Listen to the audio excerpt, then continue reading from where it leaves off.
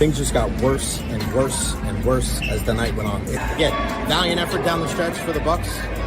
Just too little, too late. Let's go down and let's see what Coach Fletch and the rest of the crew has to say. And as always, go Bulls. So let's head into the locker room right now and see what the guys have to say about that one. Wow. Where do the Buccaneers go from here? What an incredible atmosphere. What a good win for the Tampa Bay Lightning. They snapped a 7-game winning streak. How we feeling, Bucs Nation? It's time to party, baby.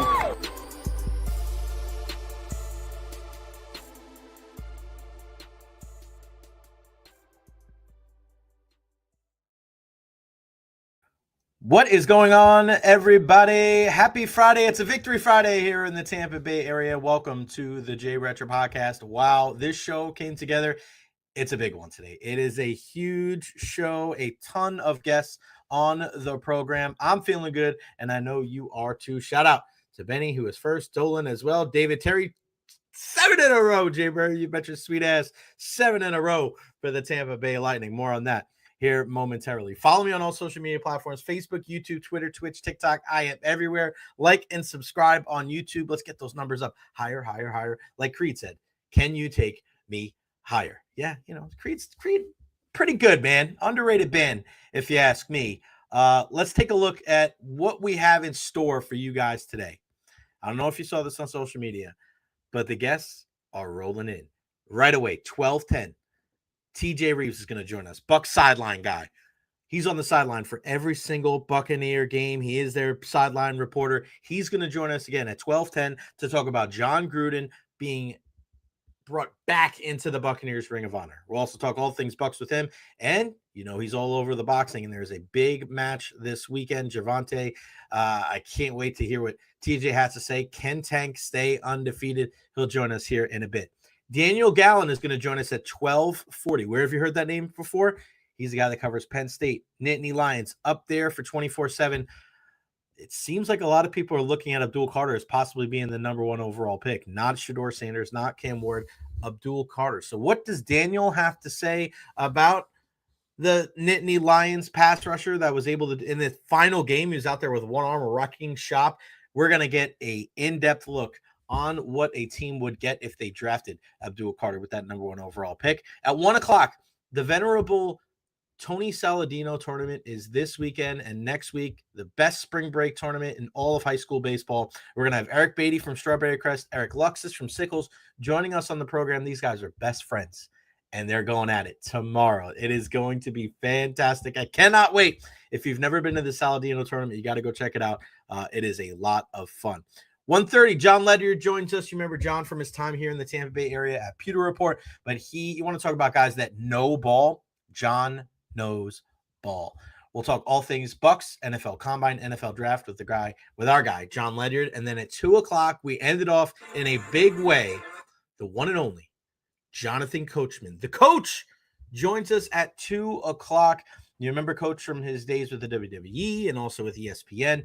This was a guy that thought he saw the writing on the wall. Coach saw that WrestleMania was a big deal and that ESPN really needed to get, involved with it. He saw the lay of the land before it was even kind of discovered. And now we see it with Pat McAfee and how big wrestling has become intertwined with the 4-letter network, with the worldwide leader. So Coach is going to join us to preview Elimination Chamber at 2 o'clock. Also, to talk about his Kansas City Chiefs. Big old Chiefs fan. He's from Kansas himself. What does he think about the announcement that Travis Kelce is returning to the Chiefs next year? He ain't going out like that. Dolan says, glad Gruden reinstated to the Ring of Honor. I know there's a lot of people feel that way.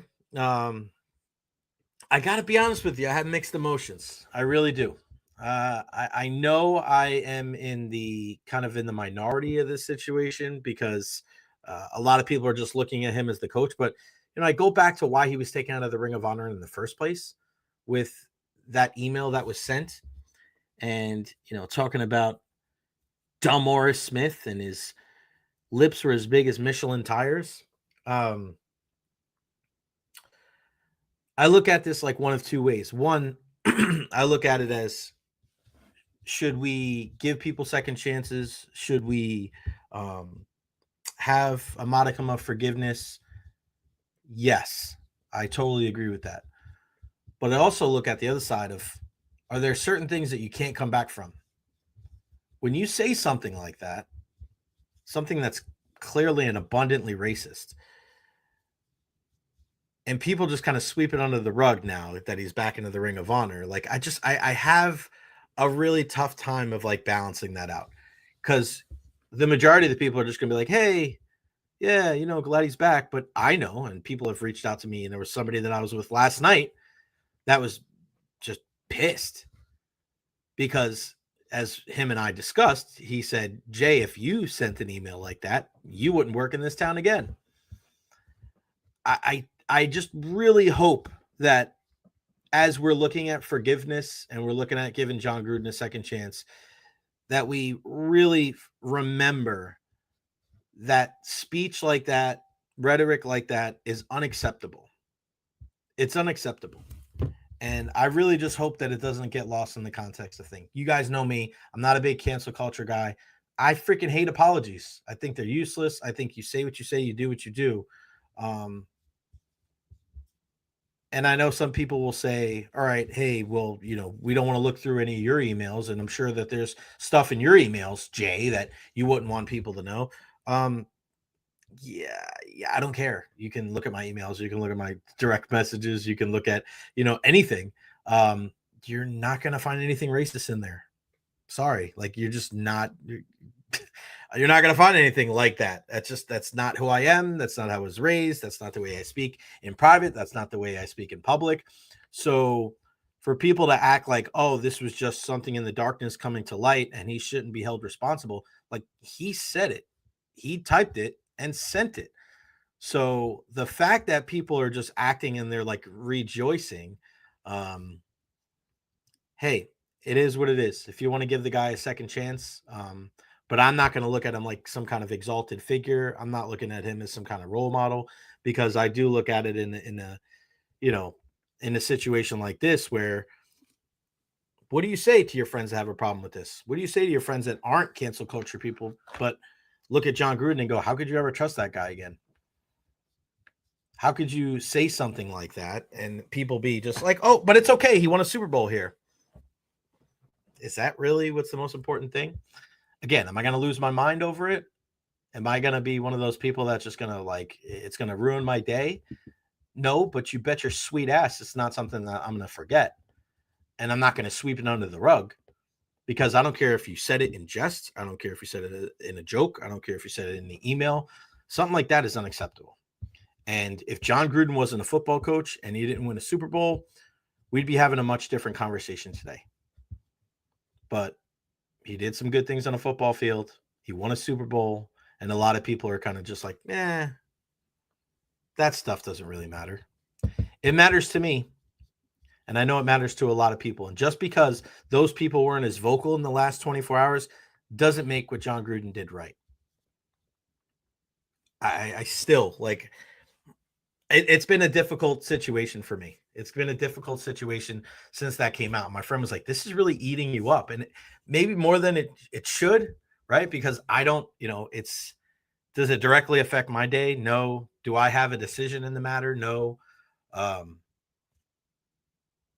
But again, I don't want to ever be one of those people that have the opportunity to speak on a platform like this and not speak my mind. Do I think that he should have been taken out of the Ring of Honor? I think that like that kind of stuff is inconsequential to me. I don't think it matters. Like, whatever. You want to honor people, honor them. You want to take them out, take them out. That's fine. But for people to be so quick to just completely forget about why his name was taken down in the first place. This isn't a false accusation, right? This isn't something that just like, it was just an error in judgment of, he was angry or like there's deep rooted stuff when it comes to vernacular like that in our country. And when you're talking about the NFL and you're talking about the hierarchy where there is, right, that back and forth, why do we have the Rooney Rule? Right? It's so that minorities get the opportunities that they weren't given decades ago. And now things have changed. Now, have they made a mockery of the rule? 100%. But there was a reason why it was put into place. Because the decision makers, whether it was the coaches or whether it was the owners or the general managers, they did not give those same opportunities to minorities that they did to Caucasians. So there was some semblance of a issue there. So to act like this email right now is something like that we should forget about because now he's back in the Ring of Honor. Sorry, man. Like I'm not going to forget that. Whatever. Forgive, forget, whatever. It has nothing to do with me. But it's something that I'm not just, as I have this platform and as I sit here and talk about it, it's not something that I'm going to sweep under the rug. And unfortunately, it's something that he's going to have to live with the rest of his life. And everybody else wants to maybe think that it's cool. But I don't. Not at all. We'll bring him in, the sideline guy, the one and only TJ Rives, joining us on the program. What's going on, buddy? How are you? I got in on the very tail end. I had no idea what you were saying. Who's going to have to live with what for the rest of their lives? I was just talking about Jon Gruden and the decision to put him back in the Ring of Honor. Right. And, TJ, to be completely transparent, I'm a little, I want to say miffed in this situation, but I just look at this thing where I just hope that, I'm all for forgiveness. I'm all for giving people second chances. But, when you send out an email with a racist trope like that, with, towards DeMaurice Smith, I just think it's something that we just need to be cognizant of. And we need to continue to spread positivity and optimism and inclusivity when we're talking about sports and in life. And I think that in a situation like this, that we need to make sure we keep this at the forefront of the if we want to sit there and be forgiving, and I'm all for that, we also have to remember, we have to make sure that this is not allowed and it's not okay, because I don't think it's the right thing if people make comments like this and then a couple months later, all is forgotten. Forgiven's one thing, but forgotten, I think it's just, you have to be smart. Well, and keep in mind, this is not, I know you don't mean this. It's not a couple months later. I mean, this is basically, 4 years ago. And it is interesting because I've talked to a couple of Buccaneer fans that said, why are they doing this now? Why not wait a few more years? But they were very moved, apparently, at Monty Kiffin's service, where Lane Kiffin was talking about second chances and what his dad believed in. And Monty even expressed, apparently, to the Glazers that Jon deserved a second chance and a benefit of the doubt. And as I posted yesterday, I obviously have insight here because I worked his radio shows, his Monday radio show, the pregame, the postgame. I often would joke with Jon that we're talking to each other more than our wives at times here during the football season on this. I understand they had to do what they did with the firestorm of controversy that was around those emails. And I understand now why a few years later they want to have forgiveness and put his name back up in the Ring of Honor for the Super Bowl that he won. So I get all of that, and I get your point. I welcome all points of view. I get your point that this should still be at the forefront. One other thing that I would say on this is there were over 600,000 emails in that Daniel Snyder investigation, and there were only 17 of them that were leaked, all related to Jon Gruden. And so this is what he's been suing about, and he has been progressively still winning on. He wants his day in a deposition and in a civil matter, not NFL quiet arbitration, to have all of those emails released. And let's see what everybody was saying about everybody besides just him. So I understand that point of view. Again, I welcome all points of view on this. So there you go. There's my takes. I appreciate that. And, the only thing that I would say in response is that, you can, if iHeart came back and said, we want 600, taking all these emails and 17 of them are mine, I can guarantee you right now, out of all 17 emails, TJ, none of them would say anything quite like that. So, it's not my fault. It's what about him? Well, you got to take ownership for what you did. Hopefully we can be better. Again, as we play tennis and hit it back and forth, if there's 25 other people that are in those emails saying racist, sexist, demeaning things, and none of them are accountable, that's kind of Jon Gruden's point with the lawsuit. That's true, but it doesn't why absolve, it doesn't absolve him. Doesn't from blame absolve either. him. Doesn't absolve him from blame. I'm just saying, in the bigger picture, you might be Right. taking some other people out of some rings of honor and some team Hall of Fames and some other things off of that. Just big picture. No, I welcome all points of view. Love the conversation, man, and of course, talking all Bucks and college basketball, and I definitely want to bend your ear on some boxing as well. Yeah. Tank Davis, man. I wonder if the O is going to stay. But yeah, let's start with the Bucks. I mean, what do you think now as we get closer and closer? Godwin, Levante David, those are the two big names. What does your gut tell you about them and their status with the Bucks for the 2025 season? You think they're coming back? My friend, if there's one thing that we have learned from the pattern of Jason Light and the Buccaneer organization with the Glazers as the ones writing the checks, they want to reward their own and take care of their own. And they learned actually the hard way, go back to the Jon Gruden era, where Jon Gruden said at the top, we don't need Warren Sapp anymore. We don't need John Lynch anymore. There were two or three of them around that time. And the Lynch one obviously blew up in their face. He played at a Pro Bowl level. Sapp sort of had one decent year, I think, in Oakland. If Sapp was on here, he would try to dispute that. But they learned from, if Mike Allstott wants to finish his career as a Buccaneer, let him do it. And the Derek Brooks one was interesting because he was basically at the end, and Derek still wanted to try to play, but physically he could not anymore. And he actually shopped around and found out from other NFL teams that you're basically going to be a reserve or a special teams player, which he had never been a special teams player. But Rondé Barber finished as a Buck, is my point. So bring it back now to the present day. These guys, if Godwin still wants to play, I cannot believe they're going to let him walk out the door. They'll work something out. Levante David, the same thing. My God, that's one of my guys. That's one of my guys going back the last 13 years. He does not need to be in any other jersey if he still wants to play one more year on a one-year deal. Come on back, 54. So I'm spewing a little optimism on a Friday with the Jay Recher show and podcast here. I think if both of those guys are playing next year, they're going to be playing for the Tampa Bay Buccaneers. I'll put that out there on February the 28th. I love it. I love it. We're coming closer to the NFL draft. What position would you look at, TJ, as, hey, this is the position that the Buccaneers need to focus on to try to shore things up for 2025? In the present day NFL, you cannot have enough edge rushers. You cannot have enough cover corners. They need both of those things. Nobody's asking me, as I often like to say on these things, the Glazers and Jason Light do not consult with me over coffee and donuts or anything else over what exactly they're thinking and his scouting staff is thinking. But you have to believe in free agency first, and then with the draft, edge rusher, cover corner, maybe a couple of cover corners, depending on what they decide to do with Jamel Dean at that price tag or not. Does he renegotiate? Do they say goodbye? I remember a year ago at this time, they traded away Carlton Davis at a large price tag, which was a savvy move to save some cap space. What do you think? I'm going there. I'm going edge rusher. I'm going cover corner, free agency, and at the top of the draft. Yeah, I think there's three positions that you look at that you always want to throw numbers at, and that's wide receiver, that's corner, and that's defensive line, right? Because those are rotational. You're not worried about rotational for your offensive line. And the running backs, it's a small stable anyway. So, I mean, it's not like you're going to bring in six different running backs, right? But for me, when you're the Bucs and you saw when they had those injuries to the cornerback position, I mean, you had guys that were really giving it everything they had, but there was just a precipitous talent drop off.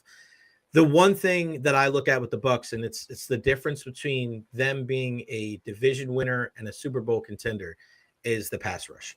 I think that is the most important thing. I think your corners inherently get better when they have less time to cover. So if I had to prioritize one, I would say the pass rush. I would say a free agent and 2 draft picks, early, late. Like I'm all for making a splash. I'm all for throwing as many numbers as humanly possible. And then whether he returns or not, you need help with the interior linebacker position. I mean, that's another spot with whether Levante's there or not. Devin White, I mean, you talk about a guy that, and just think about it. If in 2021 we were having the conversation about Buccaneers needing an interior linebacker, we would be talking about replacing Levante David and not Devin White and KJ Britt, right? It's wild how that's how it's worked itself out. But I think those are the 3 big positions that they need to focus on. And they were counting on Servassier Dennis, and he was good in the first couple of games, and he got a serious shoulder injury, and they put him on IR, and he never came back. and that's a guy you've drafted. But you're right. I mean, that's another position. I would consider the inside linebacker to be a little more of a luxury. Fill that in with a serviceable veteran in free agency. Listen to me playing amateur GM on a Friday with Jay Recher. Serviceable veteran at a cheaper price, maybe a middle round draft pick for the inside, but you got to rush the quarterback. You have got to rush the quarterback better than what this team has obviously done. And you invested a first round pick in JTS and Joe Tryon-Shoyinka. You invested a second round pick last year in Chris Braswell. But I'm not so sure you don't go right back in the first or second round and find the best edge rusher you can find to come in and be a monster to help off of the edge for this team. Yaya Diaby has blossomed as a middle round pick. Love that guy, but he needs help. He needs help on the outside. And whether it's help or just the next level, the next step in his maturation, right? Because I know he wants to be considered an elite pass rusher. The pressure numbers are there. But it's a zero-sum business when you get to the outside. Sacks are there's no black and white. There are not a lot of incentives for pressures. Exactly. They don't come up with pressures or quarterback hits one of those. I will say one thing in his defense. He got held an awful lot. Right. I'm right down there at field level. And I don't know how many times, my radio boss, Jeff Ryan, I'm in constant communication with him during the broadcast on the games off the air. I'm like, held Diaby again, holding Diaby again, watch the replay on Diaby again, over and over. I'm not saying it's everything, but my God, if the guy had gotten like a third of the holding calls that he should have gotten, he would have probably gotten about 10 of them last season. Because over and over again, I think a lot of teams realized if we can neutralize him, the Bucs don't have a whole lot else off the end coming at the quarterback. And a lot of times he's up against a left tackle that's outstanding. But I love that guy. I love his motor. I love his attitude. And I think if there's some help, especially on the other end, moving him around, I think Diaby can be even better. TJ, what do you make of the whole Todd Bowles, Liam Cohen thing? It's been a while since we spoke, but obviously Liam probably didn't go about it in the best way where fans are really too thrilled with. Wait a minute. That's the diplomatic way to say it. But I think it's a blessing in disguise because I was one of those people that looked at it and said, you can be a great play caller, but you want to be a good leader of men, and you want to be a guy that knows what it takes to to lead a team. And for all the things that people don't like Todd for, they think he's too calm on the sideline, which I think is probably the most useless argument of all time. But I just think the Bucs are in a good spot with Todd Bowles, the head coach. What do you make about how that whole thing went down and where they're at when it comes to Grizzard and everybody else going forward to next season? I was watching your takes. I was right on board with you should really question now that you've seen this. Will he be any good as a head coach if this is the integrity part of it? And I know now in the modern day professional sports, it's all I, me, grab as much money as you can, grab the next gig, go somewhere else in free agency, transfer portal, my lord, in college sports. I'm not going to stick around here. Somebody else give me some more money and I'll go somewhere else. It's crazy. But in terms of Todd Bowles, I love dealing with him. He's had success. He knows and realizes and understands right now there is an expectation that this team not only win the division, which we know has been a weaker division, but you got to do some damage in January and February in the playoffs here for this team.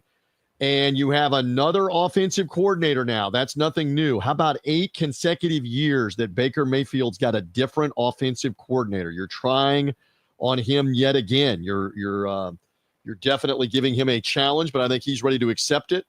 There are a lot of pieces here for this Buccaneer team, and I am excited to see how it gets augmented, how it gets supplemented here. And the one thing is they respond to Todd Bowles. Say whatever you want about demeanor on the sideline or whatever, but I can tell you player after player after player will say to you privately that they love this guy. They play hard for this guy. And look at each of the last 2 years when they came off of the bye week, just to eliminate this point. They had lost to San Francisco in heartbreaking fashion, had 2 weeks to stew, had lost repeated last-minute games, Thursday night to Atlanta, had lost to the Chiefs in overtime. That team could have gone, woo, right off the cliff out of the bye week. How did they look off the bye week? Question the competition all you want, but they flattened the New York Giants in that game in New York. And there were a lot of people in New York, and you're from New York, that thought the Giants were going to roll that day. And I was talking to Tiki Barber off the air, who was doing the game on TV on CBS. And the CBS people were all ready for the Tommy DeVito stuff. They were all ready for the Giants getting their season back on track. And the Tampa Bay Buccaneers did this for about 3 hours in East Rutherford, New Jersey. That didn't say everything, but it said a lot to anybody paying attention. They're still playing hard for Todd Bowles. And down the stretch of the season, when they were winning the games they had to win, they go all the way out to Los Angeles to play the Chargers, who are good, at their place. And again, in the second half, they're doing this to Justin Herbert and to that offense, and Baker and Mike Evans and Rashad White and Bucky Irving are destroying them on offense, and it's a blowout for the Bucs in L.A. late in the year.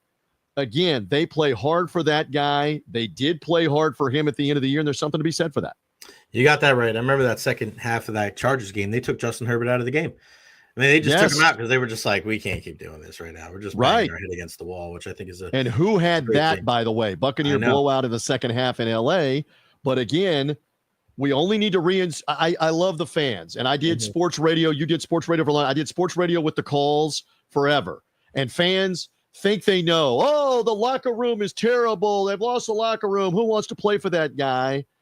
Well, I'm here to tell you they play hard for Todd Bowles. They did play hard, and the evidence is look at the games at the end of 2023 and at the end of 2024 when they were still battling, playing hard, and winning games, when so many times we've seen previous Buccaneer situations where it did go off the cliff and it's over, and you're talking about the draft in December, and you're talking about a 13-14 loss season. Looking ahead, yeah, you're not worried about that season anymore. Let's switch seasons. Let's talk some college hoops. Yes. What about my guy, Rick Pitino here? I grew up as a kid loving St. John's, number 7 right now. They're clinched share of the Big East. They do that TV show on Vice. Like, there's certain coaches, right? I mean, he's the first coach to win 5 different championships, conference titles in a regular season. Season conference title. Like, it's amazing because he's not getting any younger. And for all the, we need young coaches, here comes Coach Rick Pitino, and now St. John's is a top 10 team and sharing a share of the Big East. Like, it's pretty wild. And what a story. They have been dormant for 25 years in that program, and he revitalized them in just 2 seasons. They are a tough defensive team. They're not a great shooting team, but how fun is this to have them involved, have New York City care, because this just into the newsroom. New York doesn't really care about college sports. You know this, but they care about St. John's. That's the right only now, thing. That's the what they're only doing. thing that they did it. And it went back to the 80s with Luke Harnaseca and Chris God, Mullen and guys like that. Walter the Truth Berry, Mark Jackson, Mark that Final Four team. It was 40 years ago. It's been a while. Yeah, I mean, 3 Big East teams that were in the Final Four that year. And then there was a little bit of a run in the 90s there with TJ Lavin. They had Felipe Lopez and Ron Artest and Bootsy Thornton and those guys. New York City loves you're right, the only college sport that New York really loves is St. John's basketball when they're good, right? You'll have New York City kids go play for Georgetown and Villanova and UConn and things like that. But when St. John's is good, it's like, okay, we're all in. But you're right, it's been a long time. And I think this is such a unique year in college basketball because there are so many blue bloods and so many kind of like old names. Like when you look at it, you see there's Duke up there, right? You're like, wow, that's good. But you also see other teams and you go, oh man, now Florida is all right. Are they a football team? No, they're number 3. If you look, Auburn, Duke, and Florida, right? Correct. Houston, Tennessee, Alabama, St. John's, Michigan State, Iowa State, and Texas Tech. The top 10 is very rarely the same in the AP and in the coaches poll. But as good as the SEC has been, like you have these other teams. You have Iowa State in there. You have Michigan State. You've got Duke. I mean, I think this is one of the more entertaining years that we've seen in the last decade for college hoops. And if you have not watched Cooper Flagg at Duke, I'm saying to the audience, not just you, Jay. You know I have. Phenomenal. All right, so they were at the Garden last Saturday night, just annihilating Illinois. Cooper Flagg's first game at Madison Square Garden. And stay tuned, brother. You know what's coming. They are going to pair Duke and St. John's in the East Regional. Oof. And the second weekend is in Newark. And that ticket, I looked yesterday, that ticket is already like a $700 ticket right now. $700 get-in price for the Prudential Center in Newark for the potential Duke St. John's Sweet 16 game on the Thursday night for the second round of the tournament. Now, they obviously both have to win both games to make it happen, but watch out for that. If that is the case, St. John's, a great story. You mentioned Florida. I did not go to the University of Florida. I went to the University of Memphis, by the way. That 85 Final Four, while you're talking about it, is Georgetown, Villanova, St. John's, and my then Memphis State Tigers, by the way, before I went there. But I didn't go to Florida. I went to Memphis. Mrs. Rives is a bull, a USF bull. She didn't go to Florida. She didn't go to Gainesville. I'm just saying to you, they've got guards, the Gators, Todd Golden's team with Walter Clayton, Elijah Martin, the transfer from Florida Atlantic, Recher, the other shooter. They've got bigs, the bigs that can score. Florida will be a dangerous team in the SEC tournament and in the NCAA tournament. I believe they are Elite Eight worthy. I think Florida can make a run into the second weekend and maybe even into the Elite Eight or beyond. Of course, I say this and watch them get dropped in like the first weekend in the 7-10 matchup that they got to play in the second round or something like that. But from what I've seen in the rugged SEC, Florida's the team that went into Auburn, by the way, and put 90 points on them. That's Auburn's only loss right now in the conference. So I'm just saying watch out for the Florida Gators. There's not much else in the state of Florida. Coaching changes. There's not much else for the NCAA tournament, but the Gators look like the real deal to me. What do you think? One of the most impressive games of the year. Florida going there into Auburn, and they had their foot on the gas pedal from the beginning of the game. It wasn't like, oh, they clipped them at the end. They dominated. They were out in front. Every time Auburn would close it to 7 and 8, Florida would go out and push it back out to 12. Like, it was just constantly. It was like running a race, and you just could never catch up to them. And it was like the tortoise and the hare, but the hare never slept. The hare just stayed ahead the entire time. I like Alabama too. I think you look at Sears in the backcourt. They got Chris Youngblood, who came across from USF. Yes, finding his role, because we know it's about veteran guards usually when you get to the end of the year, when you get to March Madness. So I'm keeping an eye on Alabama. I mean, Alabama Auburn in the national championship game would kind of be pretty badass. Oh, how crazy! And they do.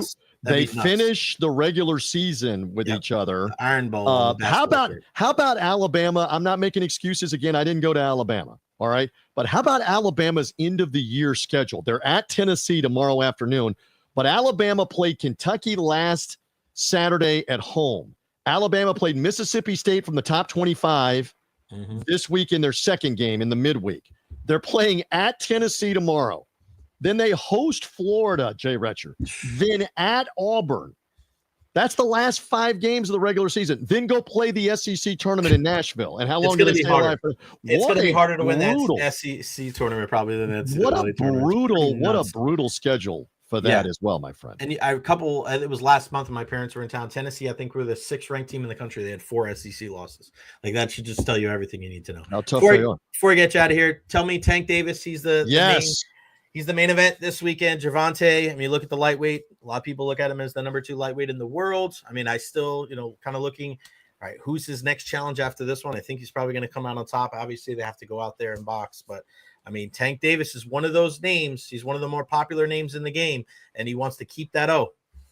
If you are a fight fan, this guy doesn't fight that often right now, but he's explosive. Yeah, he is. At the smaller weights, big time power in either hand. Gervonta Tank Davis. He is fighting a guy that he has history with for a couple of reasons. They fought in the amateurs a couple of times. The guy's name is Lamont Roach.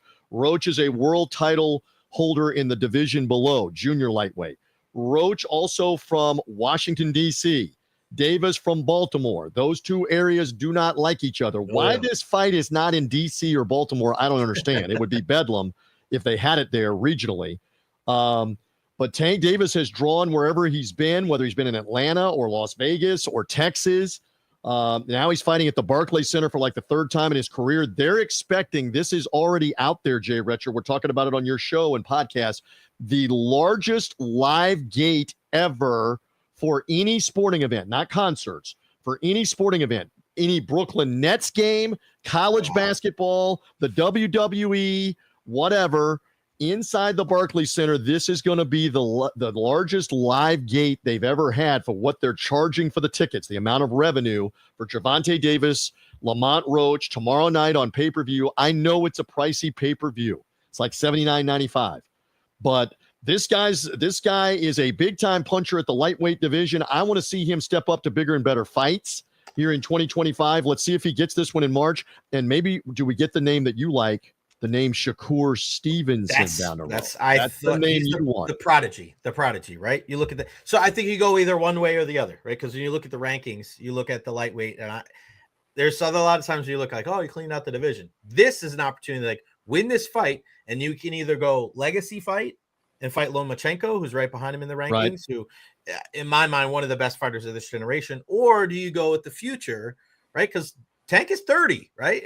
Tank's not 25. Correct. Tank's 30. So, do you fight a Shakur Stevenson? I mean, Shakur is probably the closest thing we've seen to a Floyd Mayweather, of a guy that's just precision punching, doesn't take a lot of damage. I mean, I think boxing is almost holding it back a little bit. Like, I want to see more Shakur, but he's probably in line for a big time fight.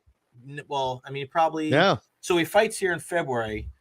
He's probably going to fight twice a year. So end of the summer, maybe I would love to see, I don't know if it'll be next, but I would love to see by the end of this year, a build up to Shakur Stevenson and Gervonta Davis, even if they both fight one more time each. Shakur just fought on the Saudi Arabian card last week, a last minute replacement. He beat the guy, he knocked him out. But this could build up. If they both get wins like later this summer, give me that fight. Sign me up. Because Shakur's the former silver medalist. He's been on ESPN a bunch. People know who he is. Give me that. Can we have good things? Can we have that? Stay tuned. He got robbed too. He should have won the gold as well. Yeah. He is TJ Rives at Buck Sideline Guy. Bet US TV does a little bit of everything. 3 Dog Thursday. Compass Media Net. Big fight weekend. Dad of too many hats, like in my background. Probably too many hats.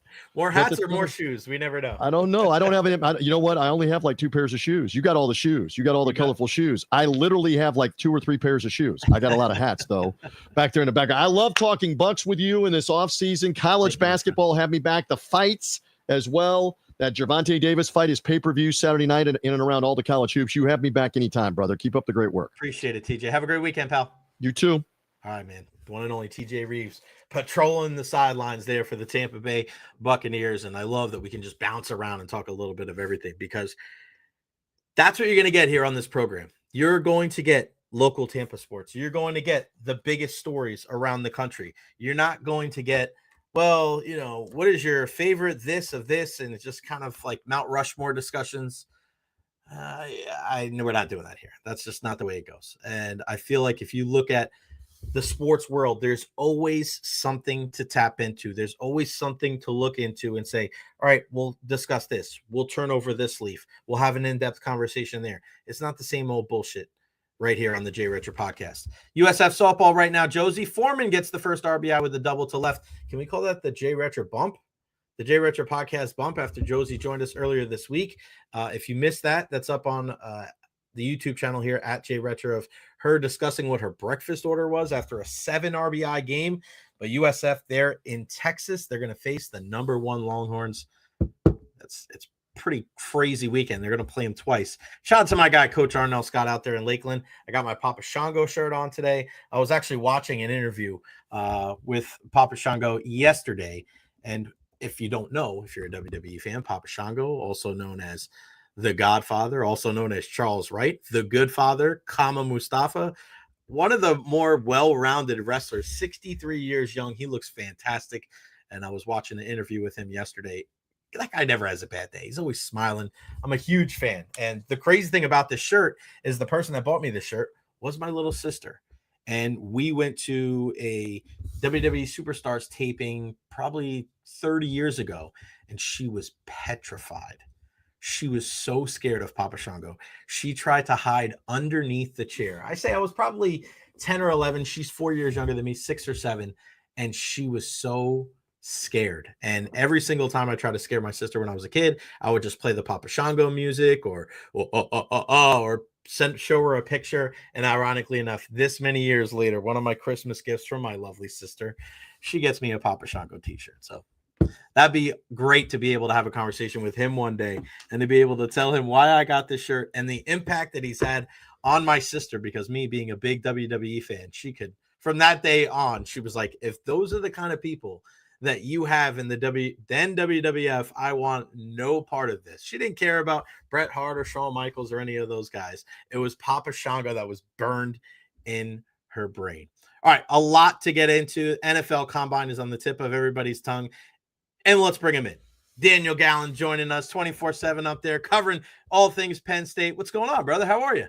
I'm doing great, Jay. Thanks for having me on today. Yeah, thank you, man. You've done such a great job covering the Nittany Lions, doing some research and just seeing all the things that you do there. Man, I mean, it's like, what a great year it was. We'll talk in depth about Abdul Carter in a bit, but man, what a good year for the Nittany Lions. And a bunch of my friends down here in the Tampa area, we were speaking about the expansion of the college football playoff and looking at James Franklin, looking at the Nittany Lions going, you're the type of program that this can help. And it was great to be able to see them kind of make a little bit of a run there, wasn't it? Definitely. I think going into the year, you really set the floor as making the college football playoff at 12 teams and also hosting a game. Right. And they really blew through that. They hosted that game against SMU in the first round, best environment of the year at Beaver Stadium, I think. And then, you win the Fiesta Bowl, get to the Orange Bowl, and are, very, very close to getting a berth in the national championship game. It was, it wasn't completely unexpected, but, when you're in the ride, it's kind of like, oh, we're still going, we're booking these flights, we're still moving. It was a very, very fun ride. Has the perception now, well, let me ask if it has been affected at all. What is the perception there about Coach James Franklin, and did what happened in the 2024 season adjust and change that at all? Yeah, I mean, I think there's still a segment of the fan base that wants a national championship. That is the goal every single year. For some people, James Franklin has not been able to do that yet. You talk about, getting into the playoff. People will point out that the only reason they were in this year was because it did expand to 12 teams. I think that people still want to see them to beat Ohio State. That hasn't happened since 2016. There are some things that people still want to see checked off, but the reality is that the way that college football is structured now, you don't necessarily need to check off everything to get to the national championship. That's just how things work. But I think, do you think that changed the game though, Daniel? Because I was one of those people that going into the season, I was wondering, will the regular season mean as much because it wasn't, if I lose, our everything's done, right? Mm-hmm. And it wasn't, because what it ended up happening was those teams that were, 12 to 6 or 8 to 16 were like, we got a shot, like Penn State. But then I look back at it after the season's done and I look at it and I go, it is kind of weird that Ohio State lost to a lowly Michigan team and are still national champions. So how did you kind of break down how the whole season was with the expanded college football playoff as a whole? Yeah, I mean, I think you go back to that game that Penn State lost to Ohio State in early November. It didn't necessarily feel as devastating afterward as it might have in the past. I think the line from the players right off the bat was, we want to see these guys again. We want to get another shot at them, whether that would have been in Indianapolis or in the college football playoff. But I do think that with that view of things, I kind of went into the year with the same thing that, big picture, the regular season might be a little bit devalued, et cetera. But week to week, like, you don't really feel that. Like, it's still life or death for the diehard fans of these teams. I mean, you look at how, the reaction to the Ohio State Michigan game about, these games still mean something, like after the Penn State Ohio State game, there's while the players were defiant, I think that among the fan base, among the writers, there's a sense that, this is a pretty big loss for the team in terms of national perception and their standing on the national landscape. And so, I think that it's the easy answer to say, like, oh, like the regular season's devalued, whatever. But it's easy to say that in July. It's easy to say that, in February right now. But if you're a diehard fan, you're still, week to week, every week is still a season. And so I think from that perspective, it hasn't changed. Maybe that'll change as we get a little further into this era and everything.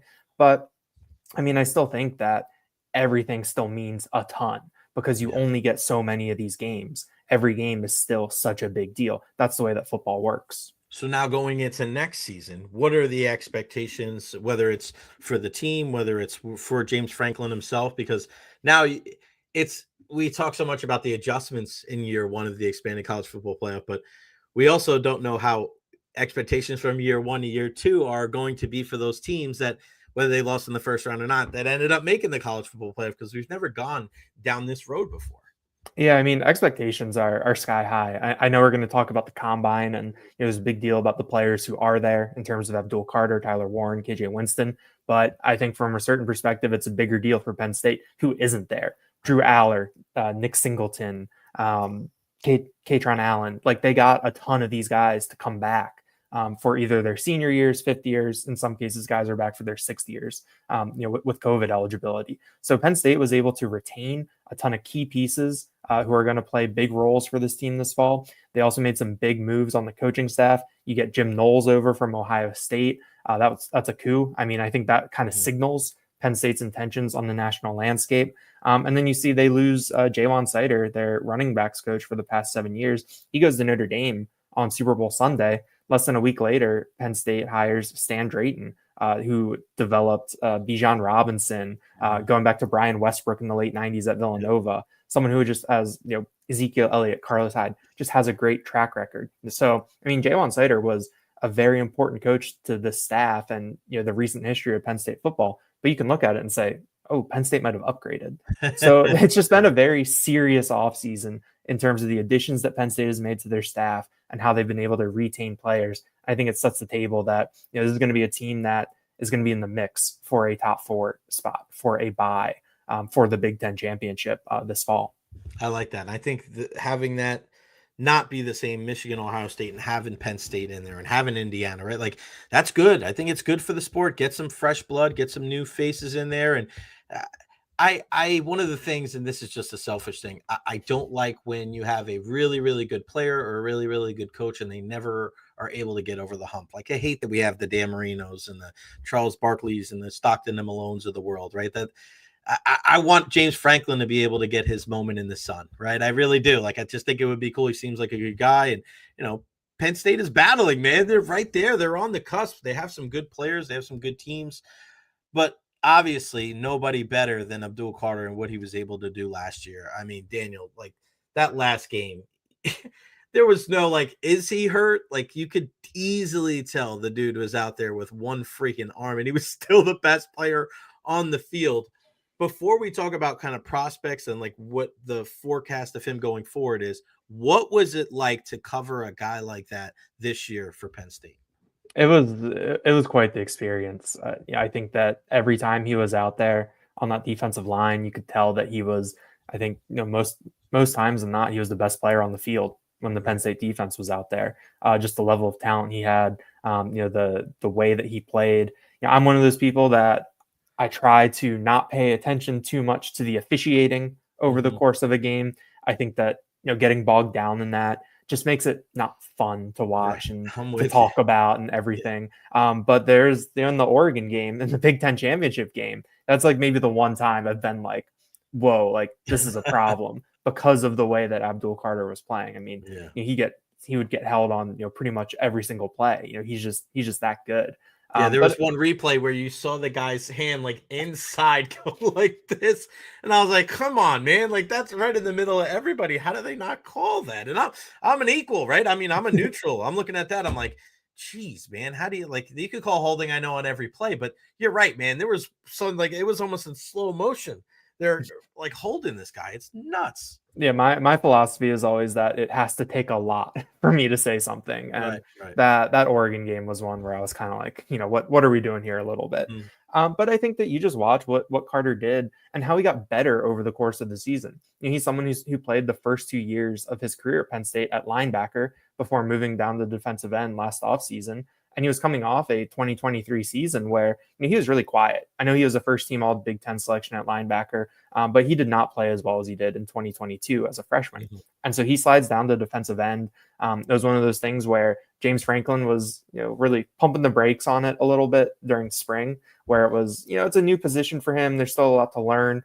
But then by the time we got to the end of spring ball last April, Franklin was like, yeah, this is going to work. And all the players were like, yeah, this is going to work. And then it took maybe 3 games for Abdul Carter to really get rolling in the fall. But once he did, I mean, they played Illinois in a unofficial whiteout, and Carter comes out 4 tackles for loss, 2 sacks, and that was when I think we all kind of were like, yeah, this is the guy, and this is where, okay, first round talent over the course of the year in your head, it's like, okay, maybe this is top 15, maybe this is top 10, and then when you factor into the value of what a big edge rusher can do for you, we all saw what the Eagles defensive line did in the Super Bowl. Then you kind of go, oh yeah, this is a number 1 pick, top five material right here.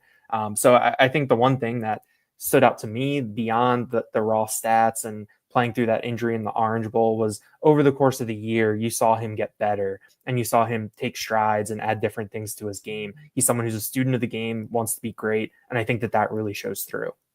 What about personally? Like, I know it's tough because we don't always get one-on-one, but is there any other like personal stuff? Because everybody's going to talk about like what they saw on the field and the sacks and stuff like that. Is there any insight that you could give us on like the person he was, or any personal background about him that you think could translate to him being a good pro? I mean, I think you have to start with the confidence. He was saying in November, I should be the number 1 pick. I'm the best player in the country. He was saying, a lot of the Penn State stuff circled around Tyler Warren and the Heisman and everything. And Abdul Carter, I think after their season finale, was sitting there and was just like, what about me? Yeah. I should be in New York. I should be in the mix for the Heisman with what I've done this year. So I think he has that confidence that you need to succeed at that level in the NFL. I think that can go a long way. I think one of the more personal facts about him is that he grew up a diehard Eagles fan. He's from North Philly, or I think Philly, I forget where in Philly, but he's from Philly. He would wear an Eagles like little bracelet. And then, he was at the Super Bowl in a custom made Eagle sweatshirt that his dad got him with the number 11 on it in the Eagles print. Like, he is a diehard Birds fan. At the combine, he was like, that was kind of my finale of being a fan. After this, you put it to the side. But I've talked to some people who have, covered the NFL, covered the draft longer than me, and they can't remember seeing a player enter the process who was such a public fan of a team, which is a really funny wrinkle. Obviously, no way he's getting to 32. And I think that the Eagles are looking for maybe a little bit of a bigger fish to fry when it comes to the edge rusher market right now. And so that's just a funny, unique thing of him. And I think that adds a little bit of humanity where, Abdul Carter is obviously not like us in a lot of ways, right, but he's a fan. He loves the game and he has an emotional connection to it. An emotional connection to a team. Oh yeah, cool. For sure. And I love that because it means he loves the game, right? So favorite, I mean, you think it would be a shock if he didn't get drafted number 1 overall? And then other than him, we got Warren. I mean, where else do you think the rest of these guys will go? Yeah, I think with the projecting the number 1 pick, it's always so hard because the quarterback, how important a quarterback is, how teams value the quarterback, I think can a lot of times push down the best overall player in the draft. But we'll see. I mean, I think that if you're the Titans and you see him there, I don't necessarily think Cam Ward and Shadur Sanders and whoever else are sure things at the top of the quarterback board. And I think that you can bring in Abdul Carter and you can have a guy that you can set it and forget it. I think someone who's going to be disrupting quarterbacks for a very long time. So I think he should be in that, top 5, top 3, top 2 mix for sure. It just depends on how much these quarterbacks are valued and who needs a quarterback. And if someone trades up, to get in there. Warren is interesting to me. I think that in terms of overall players, he is definitely a top prospect in my view. He did so many things last season that I've never seen before on the football field, especially by a tight end. But how an NFL team values a tight end that high in the draft is interesting to me. I know there's been some research done that and crunching the numbers that taking tight ends super high in the first round isn't necessarily the best value. And so I'm curious to see where that ends up for Warren. I mean, I am honestly a little surprised to see him in the top 10 of some of these mocks. I think he's a top 10 player. But I think that when you factor in value and everything, that does raise my eyebrows a little bit, but it would be awesome for him to be able to go that high. So we'll see. I mean, I think that there's a really real chance that Penn State could have 2 top 10, 2 top 15 picks when we get to April. Who else? Anybody else that is kind of top of the tongue of everybody in the Lions guys? So the two safeties that Penn State has in the draft, KJ Winston and Jalen Reed, are going to be really interesting to follow. Winston got hurt in September. He partially tore his ACL in practice before week 2. Tried to play through it, wasn't right, elected to get surgery. He skipped his last year of eligibility. And he was getting a lot of All-American buzz, a lot of first-round buzz going into the year. And so he's someone who doesn't have a ton of tape. Isn't ready to test just yet. I think that the expectation is he could run at Pro Day next month and go through some things. So I think that he has the right makeup. He is a team captain, said everything right, confident guy. I can see an NFL team being enamored with him and maybe taking a little bit of a flyer. But that's going to be interesting for me to follow. Jalen Reed, on the other hand, I think is a bit of a sleeper. I think he's someone who is going to rise up the boards over the course of the draft. His role changed on the team when Winston got hurt. He took on a more prominent role, both in terms of what he was doing on the field and in terms of his leadership. Really confident guy, no filter, tells it how it is. Just a great personality to have. Someone who has a chip on his shoulder. He heard what everyone was saying about KJ Winston last year, and he was kind of like, well, why can't you say this about Jalen Reed? Mm-hmm. Big plays in big spots, can do a lot of different things over the defense. He was supposed to play this role that was essentially a hybrid nickel linebacker safety last year, where he would have been in the box a ton and around the line of scrimmage. But when Winston got hurt, they had to move him back to a more traditional safety spot. But he was still able to affect the plays. James Franklin has said he's one of the smartest players he's ever been around too. So you're getting a really complete football player there. So I think Reed and Winston, after Carter and Warren, are two guys that from Penn State that are going to have a lot of eyeballs on them. Yeah, I mean, you're going to see it more and more over the next couple of years with Penn State being at the top, and recruiting classes and transfer portal. It's becoming more and more of an attractive destination for people there that want to play in the Big Ten. So excited to see how it all shakes out. The one and only Daniel Gallen, 24/7, just crushing it, covering all things Nittany Lions. Check him out, Daniel. What is it, JT? Is it Daniel JT Gallen? Correct. Daniel JT Gallen. I like that, man. Covering Penn State again for Lions 24/7, 24 Sports. DBK? What is DBK? Diamondback Sports. Yeah, University of Maryland. That's I'm a proud alum. The Terps, baby. There you go. My dad's always like, what's up with their logo, man? He always gets thrown off. It's so funny. Daniel, thank you so much, man. You made our show a whole heck of a lot better and a whole heck of a lot smarter. Continue success. Keep up the great work, man. And we'll hopefully talk to you again down the road, buddy. Appreciate you having me, Jay. You got it, buddy. Daniel Gallen, man, all over it. See, that's the thing here on the program. We want to hear about Abdul Carter. Ask Daniel Gallen. That's the guy to ask. He's been covering the guy. And I always find it fascinating to see these young athletes that are going to be top 5 picks. What makes them stand out amongst the rest? Because physically, they have all the tools. But you heard what Daniel had to say there. There's the confidence level, knowing all the way back in November, like, hey, I should be the number 1 overall pick. And there's a fine line between cockiness and confidence. But, man, when you can ride that line and you have just incredible ability to coincide with that, I mean, the world's your oyster, man. Who's going to tell you that you're wrong? Who's going to take away the opportunities that you're going to get and make the most of them? And we see that. We see that all throughout sports, and we've seen it over the years. And it doesn't always have to be, the brash of the Floyd Mayweathers or the Deion Sanders of the world. It could be a quiet confidence too, right? Look at the Peyton Mannings of the world. And, you look at some of these other guys where they could have all the talent, but the confidence wavers. And when things go against them, they're not the same guy. And you look at certain sports, and sometimes, and I look at baseball more than any, where it's a game of failure. And I've seen this, and I know a lot of you out there have as well. If you've played any type of baseball in your life and you played with a guy that came from a different sport and he didn't understand that it was a game of failure, sometimes it's difficult for them to kind of compartmentalize those emotions. One of my best friends, he was the middle linebacker of the football team. We played baseball together. He played a couple games with us, travel ball one year, just to kind of see what it was like. And we were teenagers, and he didn't get it. He could not. He's like, what do you mean you don't get a hit every time? I'm like, yeah, you don't get a hit every time, buddy. He's like, then what do? You just like, you get all pissed off. And I'm like, yeah, pretty much, but you got to like let it go. He's like, how do you do that? He's like, if I miss a tackle, I'm going to be pissed the rest of the game. I go, that's not baseball, man. It's not baseball.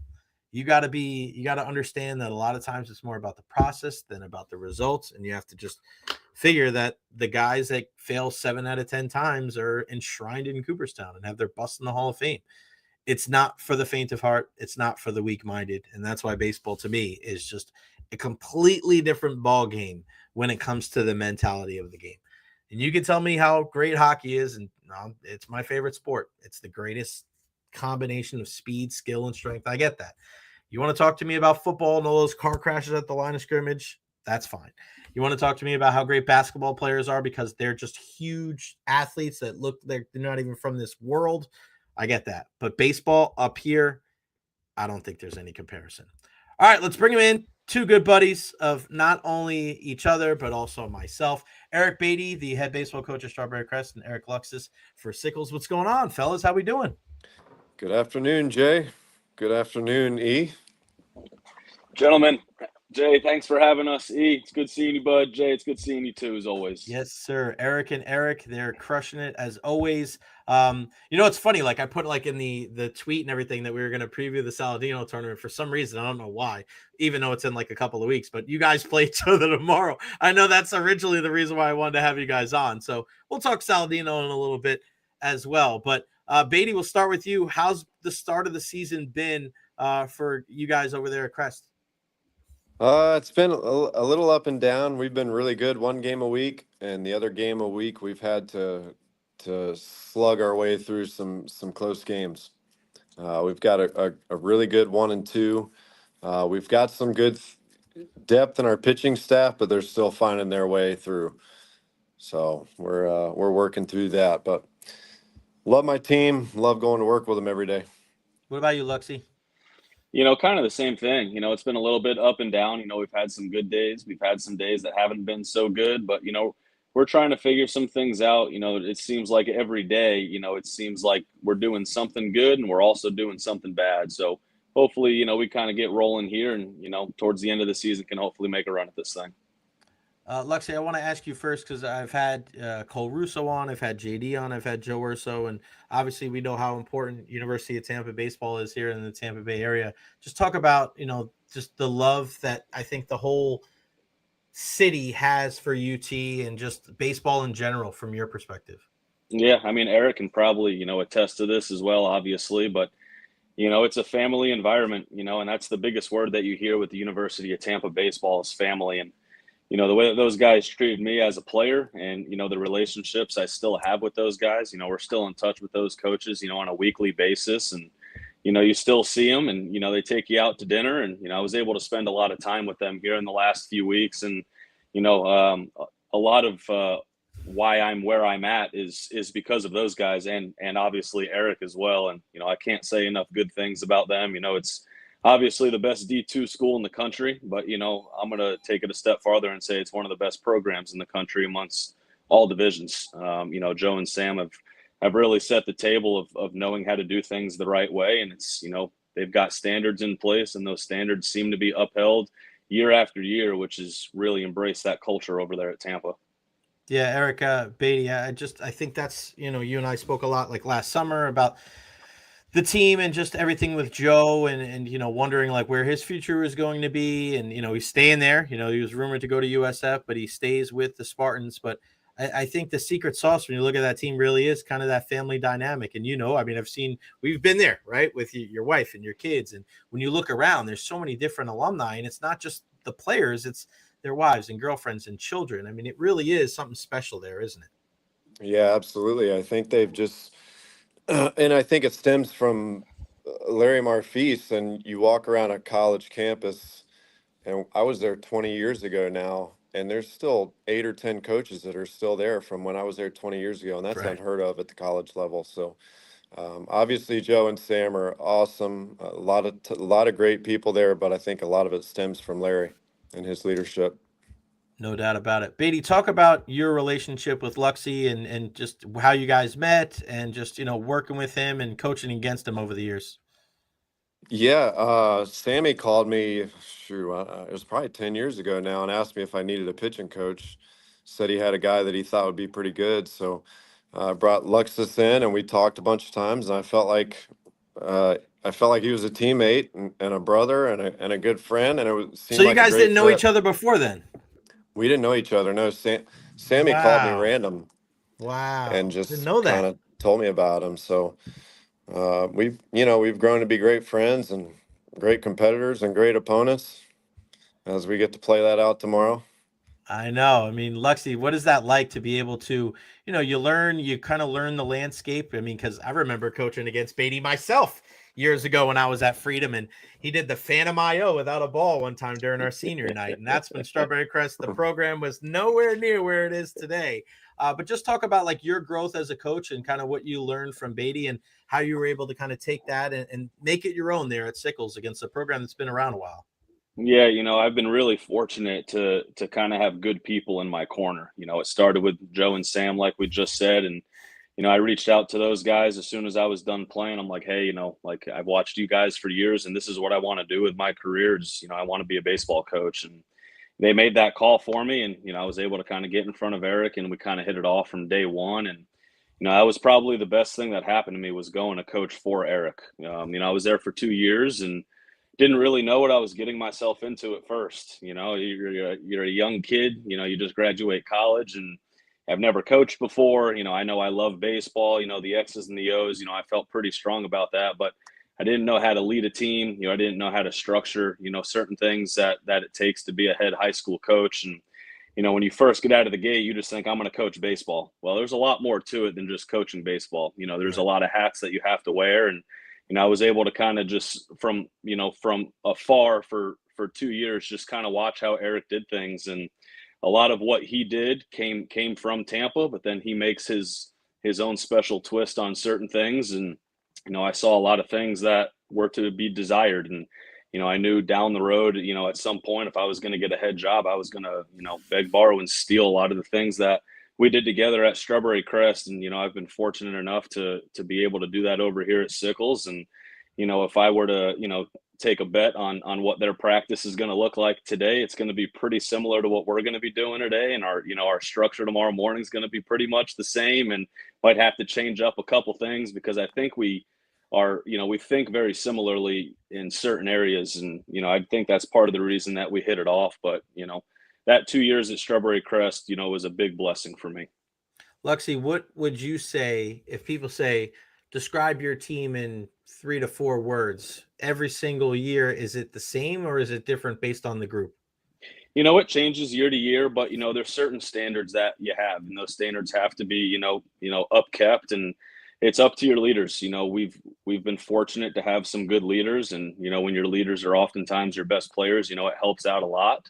But there's just certain things that we've instilled, within our program that we just hope are passed down. And, you have to keep guys accountable, but, you can, treat them like adults as much as you possibly can and kind of give them some ownership in the program. And, just talk about integrity. You talk about hard work, you put the program in place for them, and then it's ultimately up to them for them to, take the bull by the horns and kind of take it and run with it. And, there's boundaries and guidelines that these guys have to follow. And, my job's to just try to keep them in those lanes. And, really good things can happen when you give guys the autonomy to take control of their own careers and their own program. Beattie, what do you think as far as how athletes have changed since you started coaching there at Strawberry Crest? Has it changed a lot? Has it changed a little? And if so, what have you changed being not just a coach, but also a leader of young men?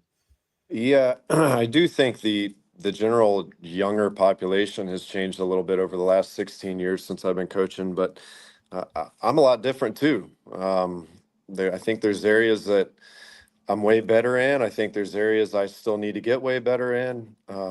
The times are different, so you can't just be who you were 3, 5, or 10 years ago. You got to adapt with every group that you have and the times that we're in right now. Mm-hmm. Eric, Beattie, another thing is that we're seeing, and I saw a picture last night, is Jim Macaluso. It's his last year at King, and you guys know that one of the big things about Tampa high school baseball, and we'll talk Saladino tournament in a bit, is kind of the names, right? When you're going back to, Reed at Hillsborough and Macaluso and Cuesta and Permui, like how important have those figures been to high school baseball in the Tampa Bay area? And do you hope, is that a goal of yours, Beattie, to be, when it is all said and done, Strawberry Crest being synonymous with Eric Beattie? It is a goal. It comes back to the impact that those guys have had on the game and the kids in our community. It's not really about their name and how great they are. It's about the generational impact that they've had on so many different players and a community, really. And this is the greatest game in the world. And anybody that comes from Tampa and has grown up in baseball is going to know some of those names. You got Crumley, you got Permui, you got Pop Cuesta, Macaluso, you got the Ursos. So, those are just, those names carry impact, and that's the special part. Oh God, I didn't say Crumley. John is going to text me any second now. I know that's I coming. What picked you about? up. I I know. picked you up. I got you. Appreciate you. What about you, Luxy? Like as far as legacy goes, and obviously Sickles being a program that's been around longer than Strawberry Crest, but I mean, do you think about that type of thing? Do you look at it and like, hey, I want to be known as the guy that's had the most success at Sickles when it's all said and done? It's funny. I've never really thought about those things. It was just kind of one step at a time. I linked on with Eric over there at Crest, and I didn't think that I was only going to be there 2 years. It just kind of shaped out that way. And I've been at Sickles and didn't know if this was going to be a short-term thing, a long-term thing. It's just I feel like I've been here quite some time now. This is my 9th season, so the seasons just seem to kind of keep coming and going. So the longer I stay here, you invest a lot to be here. You spend a lot of time here. You try to build the facilities that you want, and then you finally get your program to where you want it to be. And it's fun to go out there every day. So as long as it's still fun to go out there and work with these guys every day, then I don't see why I would leave. Yeah, it's a great point. And we've just seen so much talent, and we see it even more in a couple of weeks. And real quick shout out to our guy, Jarrett Guthrie at 813 Preps. I mean, they do such a great job, and I can't shout them out enough. 813preps.com. Nobody does more for high school sports in the Bay Area than our buddy Jarrett Guthrie. So can't show him enough love. But the Saladino tournament coming up in a couple of weeks. Luxy, we'll start with you. Just what the tournament means to you guys, and how do you try to win that tournament, knowing that it takes a lot? It takes a lot of arms. And of course, your goal is to win a state championship. But I mean, there's just something special about playing ball during that week. Yeah, it's a week that we look forward to every year. We kind of, star that one on the calendar, and it's something that we look forward to. And it, for us, it's something that we've preached, for years now is, it gives the players a taste of college baseball, and it might be their first taste of what that actually feels like. Most of the players that we have, their goal is to move on and, play at that next level. And, it kind of gives them a taste of, hey, well, look, we got 3-4 games in a row. This is what a weekend series looks like. It's going to take a full rotation. It's going to take a full bullpen. It's going to take guys bouncing back. We're going to have sore bodies. We're going to have sore arms. Might have to catch 2 to 3 days in a row. And this is just what it's going to be like at that next level. And then, from a professional baseball perspective, we just get to wake up and play baseball.